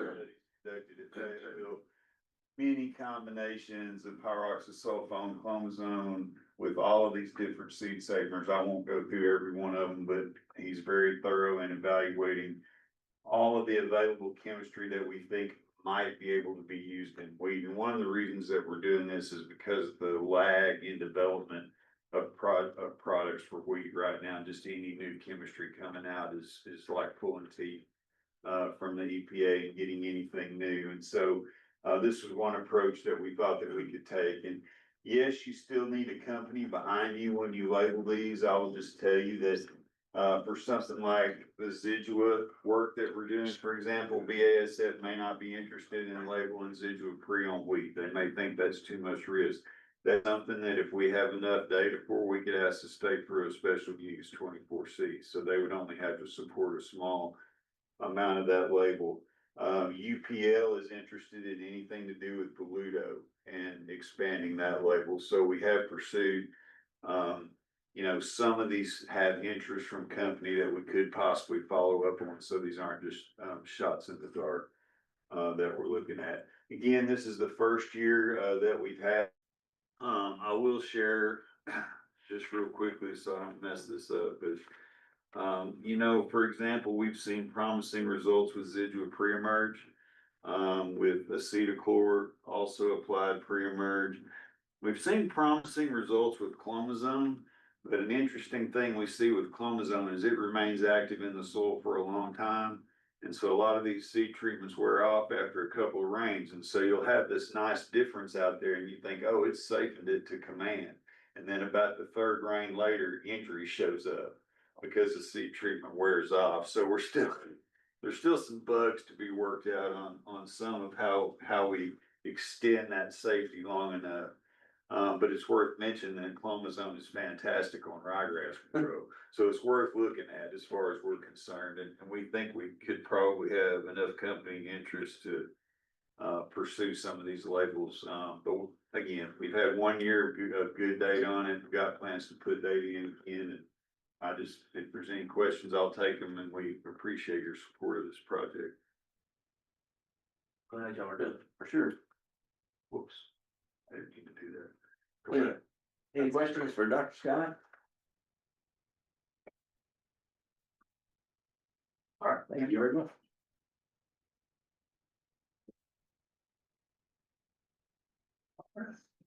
I think we have reached the end of our presentations as far as budgeting. Yes, sir. I think we got a lot of tough decisions to make. Yeah. Budget. Yeah, limited budget. Anusa is online. He's gonna help us with the funding decisions portion. Okay. And I'll tell you just for clean motions, how other boards typically do it. Like they go through the list, yes, this one, no, this one, yeah. So you're getting your yes list, and then it's just one clean approval for all the projects you wanna fund. Okay. And we could do that promotion, yes projects, research, yes projects.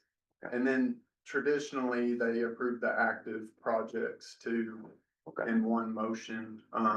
So however best you wanna go down the line and decide which ones you wanna fund or. Is it appropriate, Jack and I were talking about it earlier, to kind of determine an amount of money that we feel comfortable spending as far as out of that 128? Yes, and I know Anusa typically recommends a reserve for boards to hold on to. And it looks like he has that pulled up now. Anusa, I don't know if you wanted to speak to the reserve and all that fun stuff. Yes, let me try to share my screen just to run some simulation to give you an idea of if you were to fund this much, this is what you're looking. If you were to fund this much, this is what you're looking. And at the end, it's gonna give you a balance that I guess you'll feel comfortable with going into the new fiscal year. So let me run this. Okay. So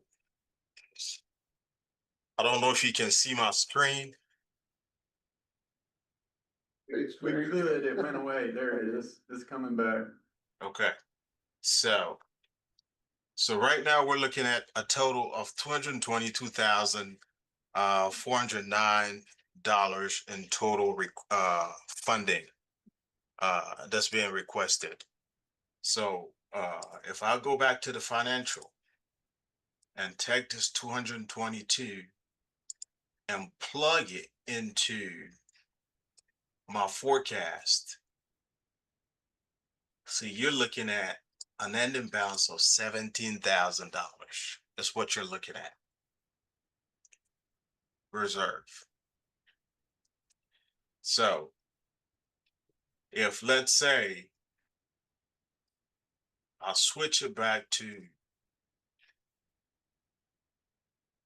a projected 50,728. Let's say you fund 50,728 out of the 220, which I'm not saying that you have to do it. I'm just running simulations.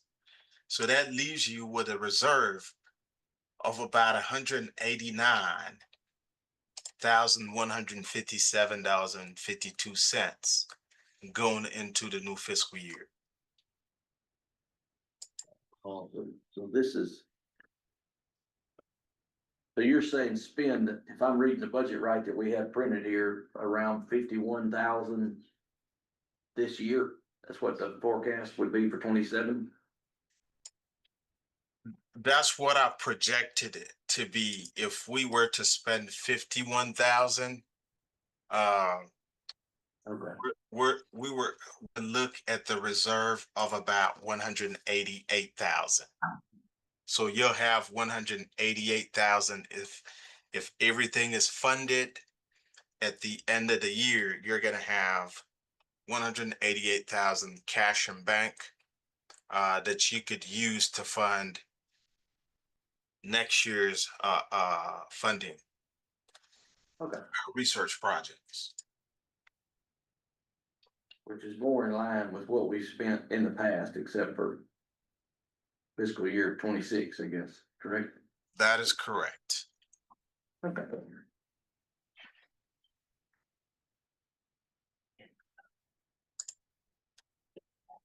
Yeah, we've got an awful lot of really good projects that are obviously way over what we had spent here, and some. You know, to me, we had some ongoing projects, and this is just, I think, you know, most of those, maybe skip one if there is a possibility to do that. I guess, Caleb, would you think we should consider them separately, research and promotion? Yeah, especially, your new ones.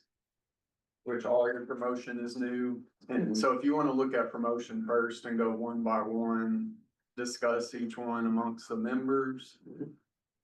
Just give like an informal yes or a pass, and then at the very end, once we get all of our promotion yeses, we can do a big motion. Okay. Mr. Chairman, Yes, sir. if I could make a comment for a minute. So we get visited with our grants office. And, according to them, we have about $39,000 in owed projects, owed balances that need to be cleaned up. Okay. And so whatever our total would be for this year, we would deduct that 39,000 from that, for billing.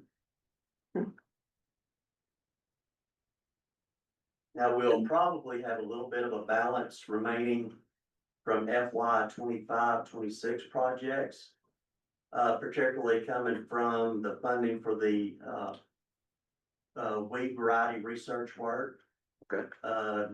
Dr. Shakiba is no longer with us, and we do have some balance left over from that, but that account technically won't close, until the end of this month. And so before we, can say for certain what our final carryover balance would be, we've kind of got to wait for everything to clear on FY 25-26. But that also will be deducted from the billing for the invoicing for this year's funding of 26-27 projects. So these are for the University of Arkansas projects you're speaking for? For the University of Arkansas, yes, sir. So that would. Bring it up to 90,000. Did you say 39,000? 39,000 for certain. That brings up 90,000. Mr. Chairman, I'd add one other thing. Okay. From the university, from the breeding program for lines that have been, released or commercialized in the past. We get royalties on that, and the agreement with the wheat board is that, we put those, the allocation for the wheat board in a special account. The balance of that account as of today is $9,805.03. 9805.03. So that, those funds are at your discretion to tell the university, how you would like to allocate them or leave them in that account. Okay. Caleb, if we do the research projects first, is that okay? Yes, sir. Guys, I mean, to me, because we have some funding obligations that are active, I guess. Other boards I've worked with typically do the active first, and then they see what we got left. Okay. Look like my budget on the phone. And Anusa can work out those scenarios with you. Okay. In his Excel sheet and give you figures in real time. I think, to me, and I hope we still have Adam and Terrence and I don't know if they're able to look at They're these, still with us, the yeah. numbers that we're looking at. Can y'all see these numbers we're looking at? Yes, sir. I made it back to a actual computer now, so I'm good to go. No, I can't see them, but I'm To listening. me, oh, sorry, go ahead. Are you listening? No, I just said I can't see them, but I'm listening. To me, we have 4 projects here, which is the last 4 we've heard of Dr. Romans, Dr. Spurlock, Dr. Kelly, and Dr. Scott, that we have funded in the past and that we're active. And to me, that total, With the 69, 169. just those 4 projects is 69,169. And those are the active ones.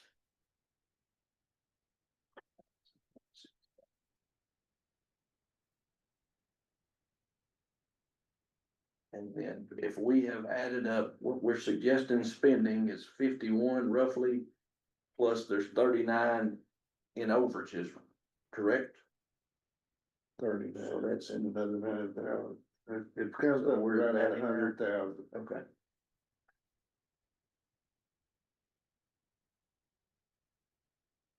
So if we fund the 4 we've been funding, we're down to spending a little over 30,000 on anything else. Is that correct, Anusa? Well, we have we may have a carryover of about 39,000. So the carryover can make up the difference. And also on the, I believe the royalties that, Dr. Slayton mentioned, we're currently sitting, on about a little bit over $90,000. So between the two, Anusa, that's 9,000. 9,000, sorry, 9,000. So between the two, the 9,000 and the 39,000, we're looking a little bit, it's just close to 50,000. Not So roughly including, 100,000 total, including the 51 we're budgeting, correct? To spend. yes. So if I include the 50,000 here or 48,000,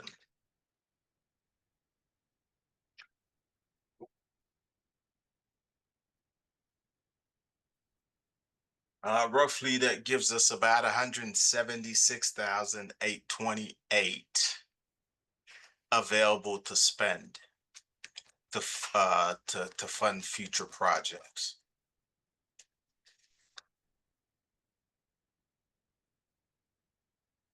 But of a portion of that we need to keep as reserve, is that correct?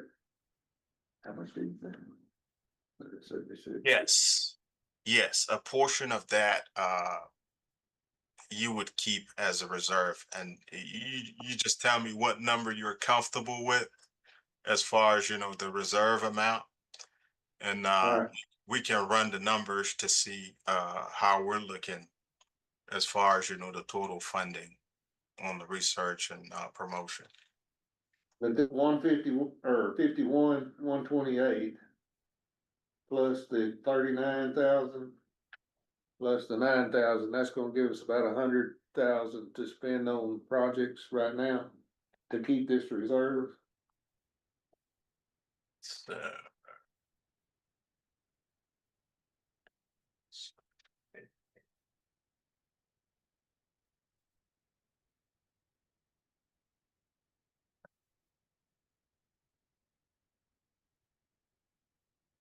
sorry, I missed the last your last question. Okay, we got.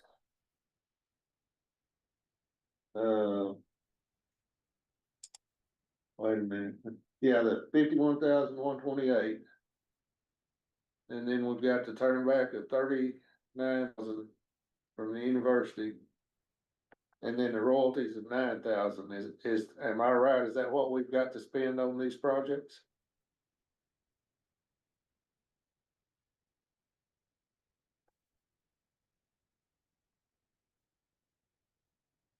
That would be correct.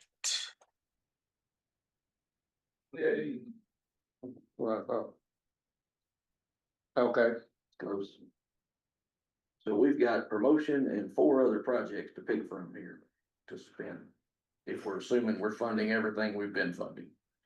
I'm gonna make a motion that we fund the active on the, promotion, or not promotion, but the, research. Which comes to. The active, I'm showing the total active, $68,879. That is 17,679, 16,700, 14,500, and 20,000. Okay. Yes. That's a total of how much? 68? 68,879. Okay. And so this here, if you look at this report here, I'm gonna refresh it. So we're looking at research 68,000, 879,000. That's right, that's right to me. Yeah. So that's leaving us roughly 30,000 to spend on other projects. Is that? Close to it. Yes. So we have a motion on the table. There a second?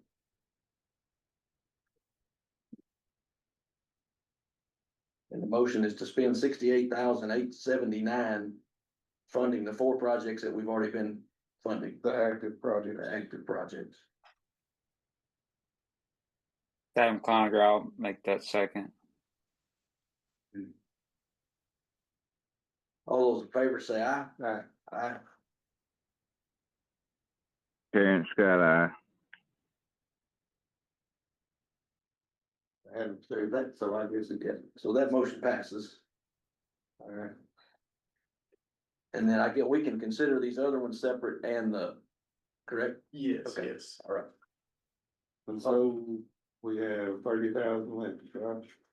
Oh, Yeah, 30,000. So we got 4 more projects in the research and, first one, y'all, is the Heritage Wheat project for 14,300. Transforming wheat bran into premium food ingredients, 49,676. Turn wheat straw into value for 32,900. And the relay cropping potential for 9,654.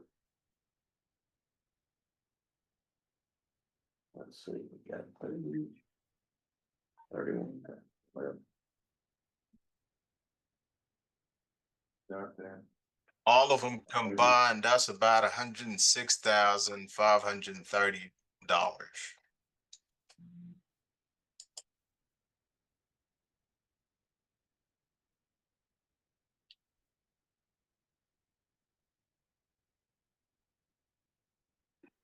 So this was roughly. Yeah, I'm the same way, so. Jack and I were talking maybe the 2 higher dollar ones in the middle, we just can't fund at this time, is our opinion, I guess, you 2 guys. As far as what you think of those projects. And I can repeat them again if I need to. The 2 high dollar ones are the transforming wheat bran into premium food and turning wheat straw into value. Guess we just don't feel like we got the budget for those right now. This is Adam Cloninger. I would agree with y'all on that.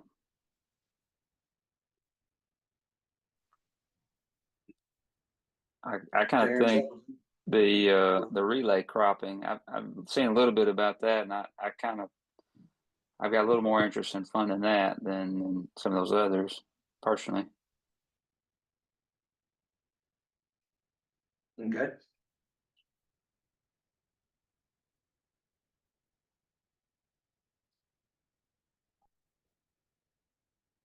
So if we fund, that one's 9,654, if we fund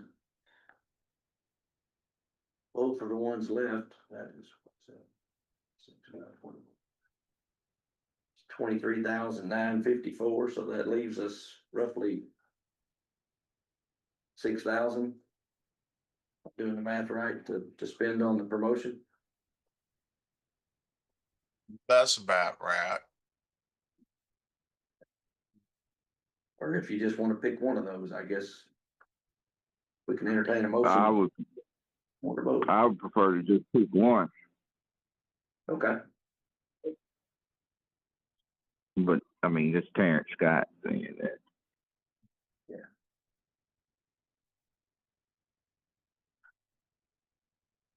So I guess we'd need a motion to, if we're just picking one of them or both of them. The Heritage Week is left and the relay cropping potential.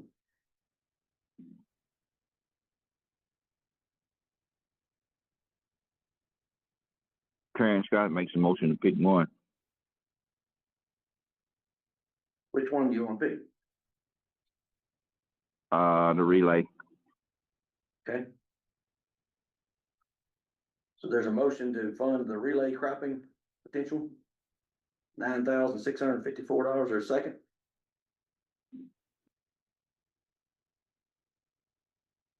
Adam Cloninger, I'll second. Motion and a second. All those in favor say aye.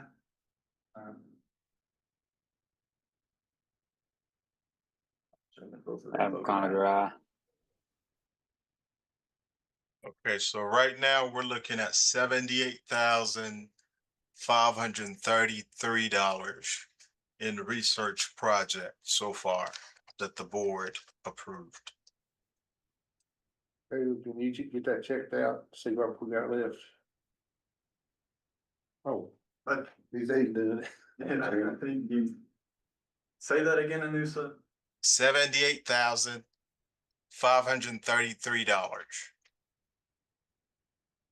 On research. Which leaves us with how much left to fund projects?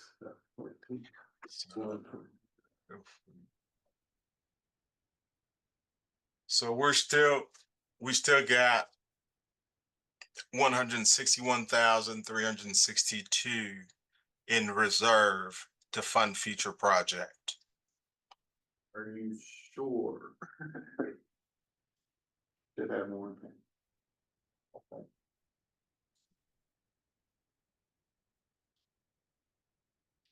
Well, he's probably taking that 39,000 out of Yeah, this budget and it's yeah. really not showing up anywhere. Oh, it is there. I can't see it from. Yeah, I mean, the sheet is kind of hard to view. So you are accounting for the 39,000 with U of A as well as the 9,800 with U of A credits, is what I like to call. No, that's not including the carryover. I'm just basing it based on the cash that you have available to fund future project. With projected revenue for the fiscal year 2027 at 44,000 and funding 78,000 in research, that still leaves you with about 161,000 in reserve. Now, if I were to add the 39,000 in here, let me add 39.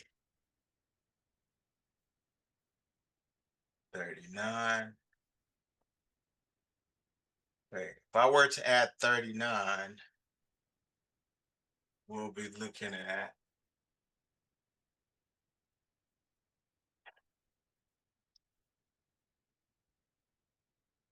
Let's see. Okay. Change this here. Okay. So I had to rechange my forecast. 132 in reserve available, including the 39,000. That's lower than it was before. Let me ask you this, can we go back to the university's got 39,000 they're gonna roll back. Can we reduce some of what we're doing and apply that to that? What do you mean by reduce? They're asking for 16.7, can we go Give less? give less and then the other come out of it to make the 16.7? Yeah, I guess the question is, could the researchers work with giving less money than what they're requesting? Could you? But it will in turn come out of the rollback, the 39,000, Yeah. but it will make it equal that. We've done it before. I think we've got it included in our numbers. I don't know if we Yeah. got it plain. Is that correct? I think he has included it in his calculations. Just having a hard time seeing it. And who says, is there a way you could zoom in more on your sheet?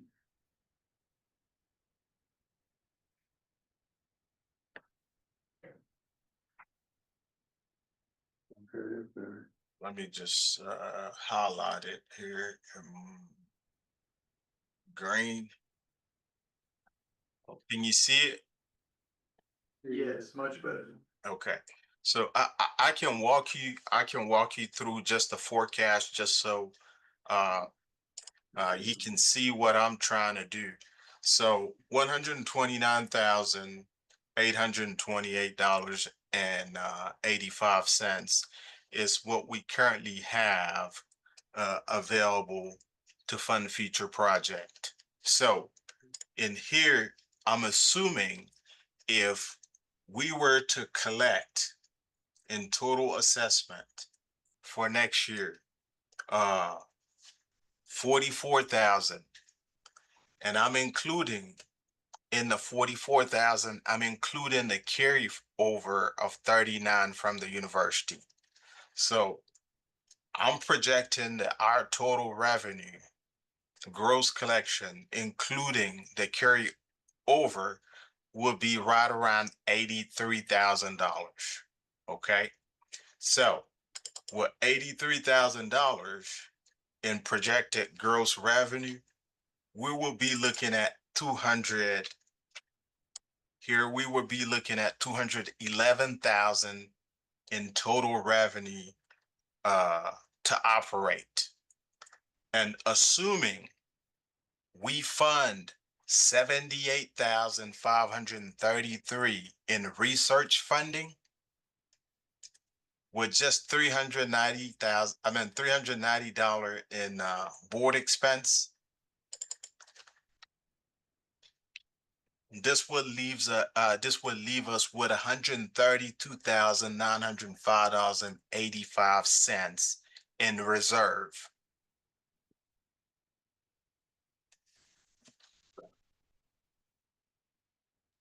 So what we're funding now, we're gonna end up basically where we are now.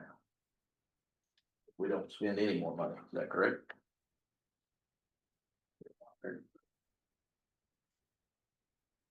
Correct. Okay. And that is a reserve level that you're comfortable with? Given the past, if we go the last 5 years, your reserve went from 170,000 to 230,000 to 288 and then this fiscal year to 128,000. And so I'm projecting for this upcoming fiscal year, you would ended up with a reserve of about 132,000, which I think is a good cash position to have, I guess, going into your next year's your next funding period. To me, that sounds like a recommendation and we have spent enough. Is that how y'all feel, Jack or Adam, Terrence? We got that material. That's, There's some other good projects here that haven't been. They're good, but I mean, when you don't have money to do it, it's hard to. Yeah, you can't fund everything. No. yeah, I like some of those on the promotion side, but I guess we have not been doing much of that at all, if any, and so. I think maybe if we get in a different position in another year. Can consider them then. Or if we want to try to pick out one. Yeah, you know, I heard quite a few of them said, you know, that they're asking for this much, but, you know, necessarily don't have to, you know, donate that much.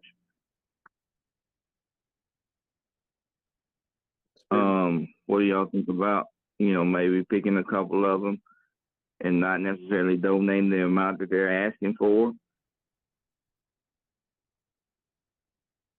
Do you want me to kind of go down this list? And I mean, of course I have opinions, but the first one is that National Association of Wheat Growers, which I think is an organization, but it's also a you know, $7,000 a year commitment that they're asking for, not just this year, going forward. We did do it last year. I don't think we've ever done that one, have we? No. No, we don't. Okay. Second one is the Wheat Association's Latin American Buyers Conference. Yep. Cross County Farm Bureau is the third one, the ladies that are doing the Ag Day in their county, and which I think is really worthy. I don't know statewide, we have a obligation to fund something that's just in their county.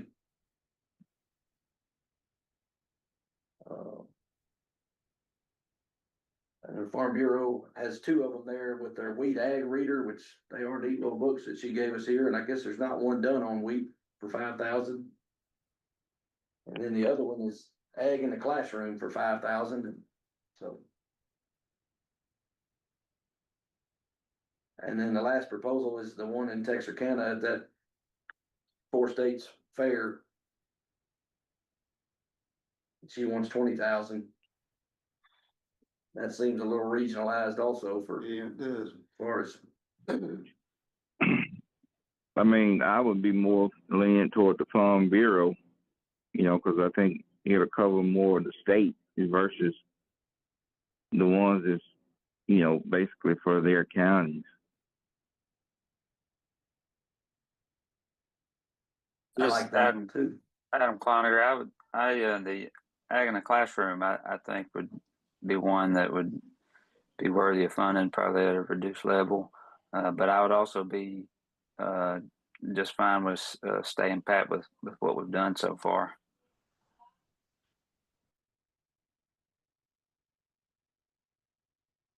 Okay, so go ahead, Jack. Well, I would say if we're gonna do the Farm Bureau ones, we maybe do a portion to each one and not the total. Yep. Right. Well, you're right. Yeah, I mean, I agree with that. I wouldn't give them, you know, both the full amount that they're asking. No, I wouldn't agree to that. But, you know, maybe a donation to one. I mean, I'm not saying we have to do both of them, you know. They're asking for 5,000 each, right? for each program, we could fund it half or something, Yeah. of each one, or pick one of the two, whichever. Maybe. Depending on how much money, I mean, how much do we want? Spend on it. That'd give us spending another 5,000, which would basically put us in the same spot we're in right now financially. We'd be at 127 or 28, which is roughly where we are going into this town.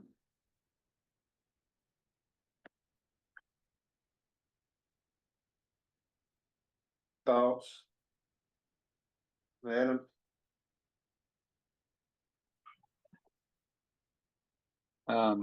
Yeah, I mean, that'd be fine by me.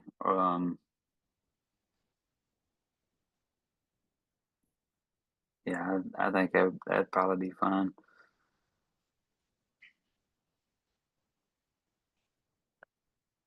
We have a motion for, Terrence Scott makes a motion to, fund the Arkansas Farm Bureau Elementary Ag Education and Fleet Ag Reader Youth, maybe $2,500 a piece, which would be a total of 5,000. okay. There a second? Adam Cloninger, I'll second. For the motion to fund Arkansas Farm Bureau's two proposals here at $2,500 each, for a total of 5,000. All in favor, say aye. Yeah. Aye. Adam Cloninger, Terrence aye. Scott, aye. That motion is passed. I think we're out of money. Right. I agree. Are we okay with all that? Yeah, I got all that written down. And that does, lead us to the election of officers. You can keep your current chair and vice chair. I did notice there's not a secretary treasurer on your board. I would like to at least get somebody's name for that, but no but so I will open up elections if there's any motions. Or volunteers. Anybody want to volunteer to be secretary treasurer? And I guess the chair is Tim and. Yes, and your vice chair. It's Kenny Clark, I think. Yes, you're correct. I'm okay with that. I make a motion, we let Tim as chairman and Kenny as vice chairman. Keeping your current. Right. Keeping the current, okay. And I don't need a motion on that. I will need the motion on the secretary treasurer. Anyone want to volunteer to be secretary treasurer?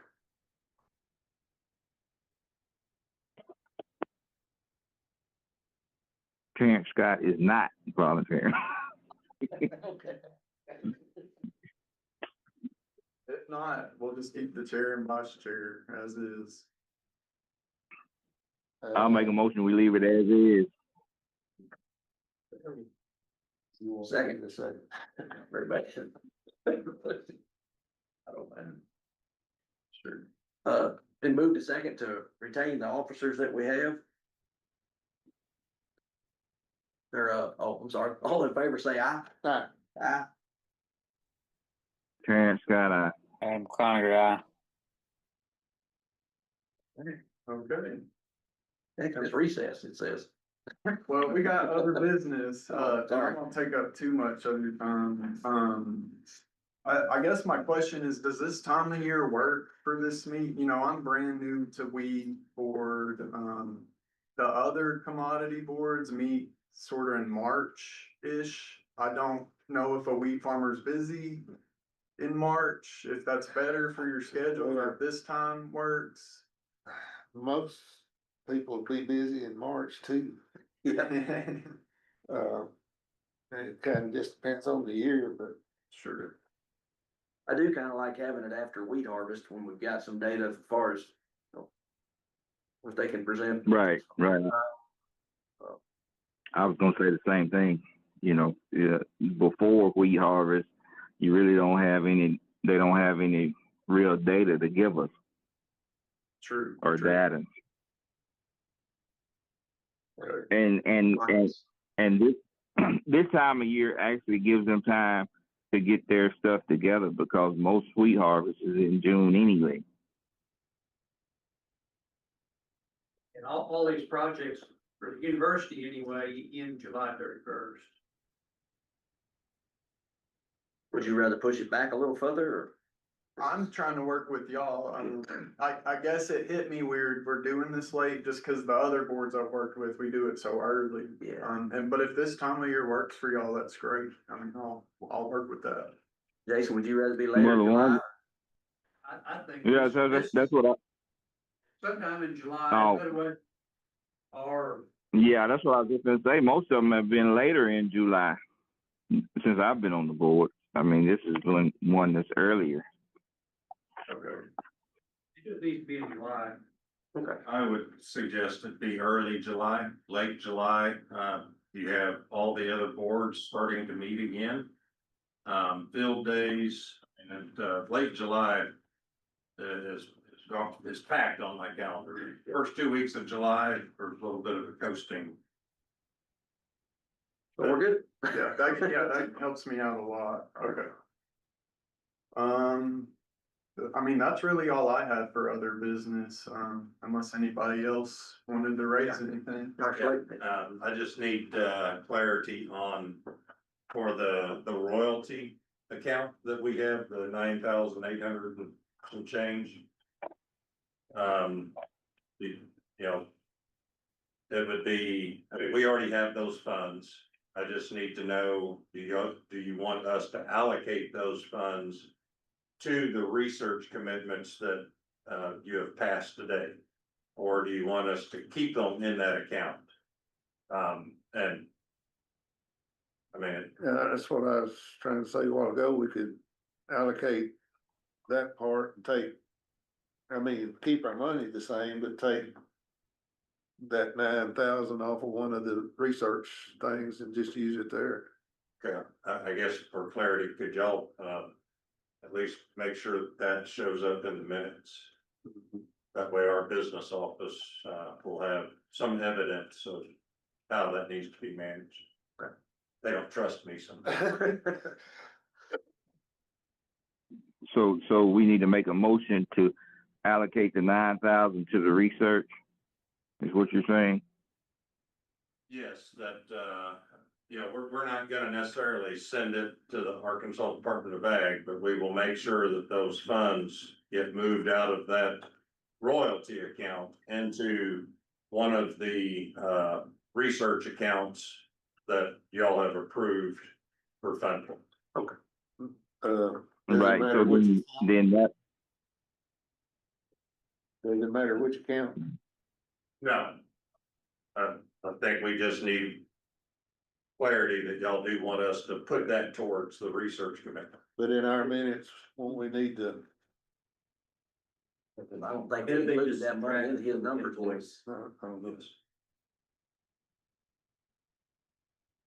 subtract the 9,800 from one of these research. Well, so the way this works, at some point,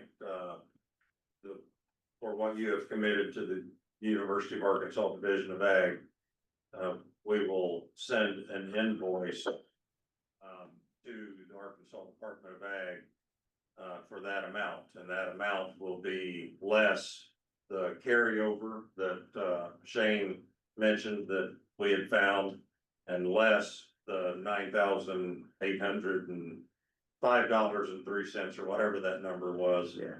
And that'll also, if it's in the minutes, that y'all want to use those, put those royalty funds towards research. We will make sure that transaction gets made on our part. You don't necessarily have to specify what project they go to. Okay. We got what we need for that? Yeah, Okay, and if you wanna make that a motion, so it is clean in minutes, that's great. Okay. I forgot what to say there. I got it written down. so that, I just need someone to move it and second it. I move it. I'll Second. second Terrence Scott second. All those in favor say aye. Aye. Aye. Adam Cloninger, aye. Terrence Scott, All right. Any more business? I don't think so. Thank y'all very much for your time and your patience with us. Hey, thank you so much, y'all. Adam, Terrence, thanks for doing that. I know that's hard to do on the phone. Thank you, Adam. and Oh, yeah. Terrence. Oh, yeah, you guys are welcome. I appreciate it. Thank y'all a bunch. So get a motion to adjourn or we're good to go? Let's do it. Motion to adjourn. Somebody move. I Don't made the move. motion.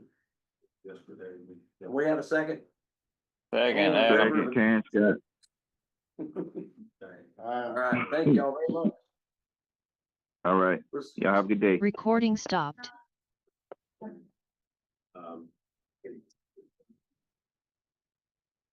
We got a lot of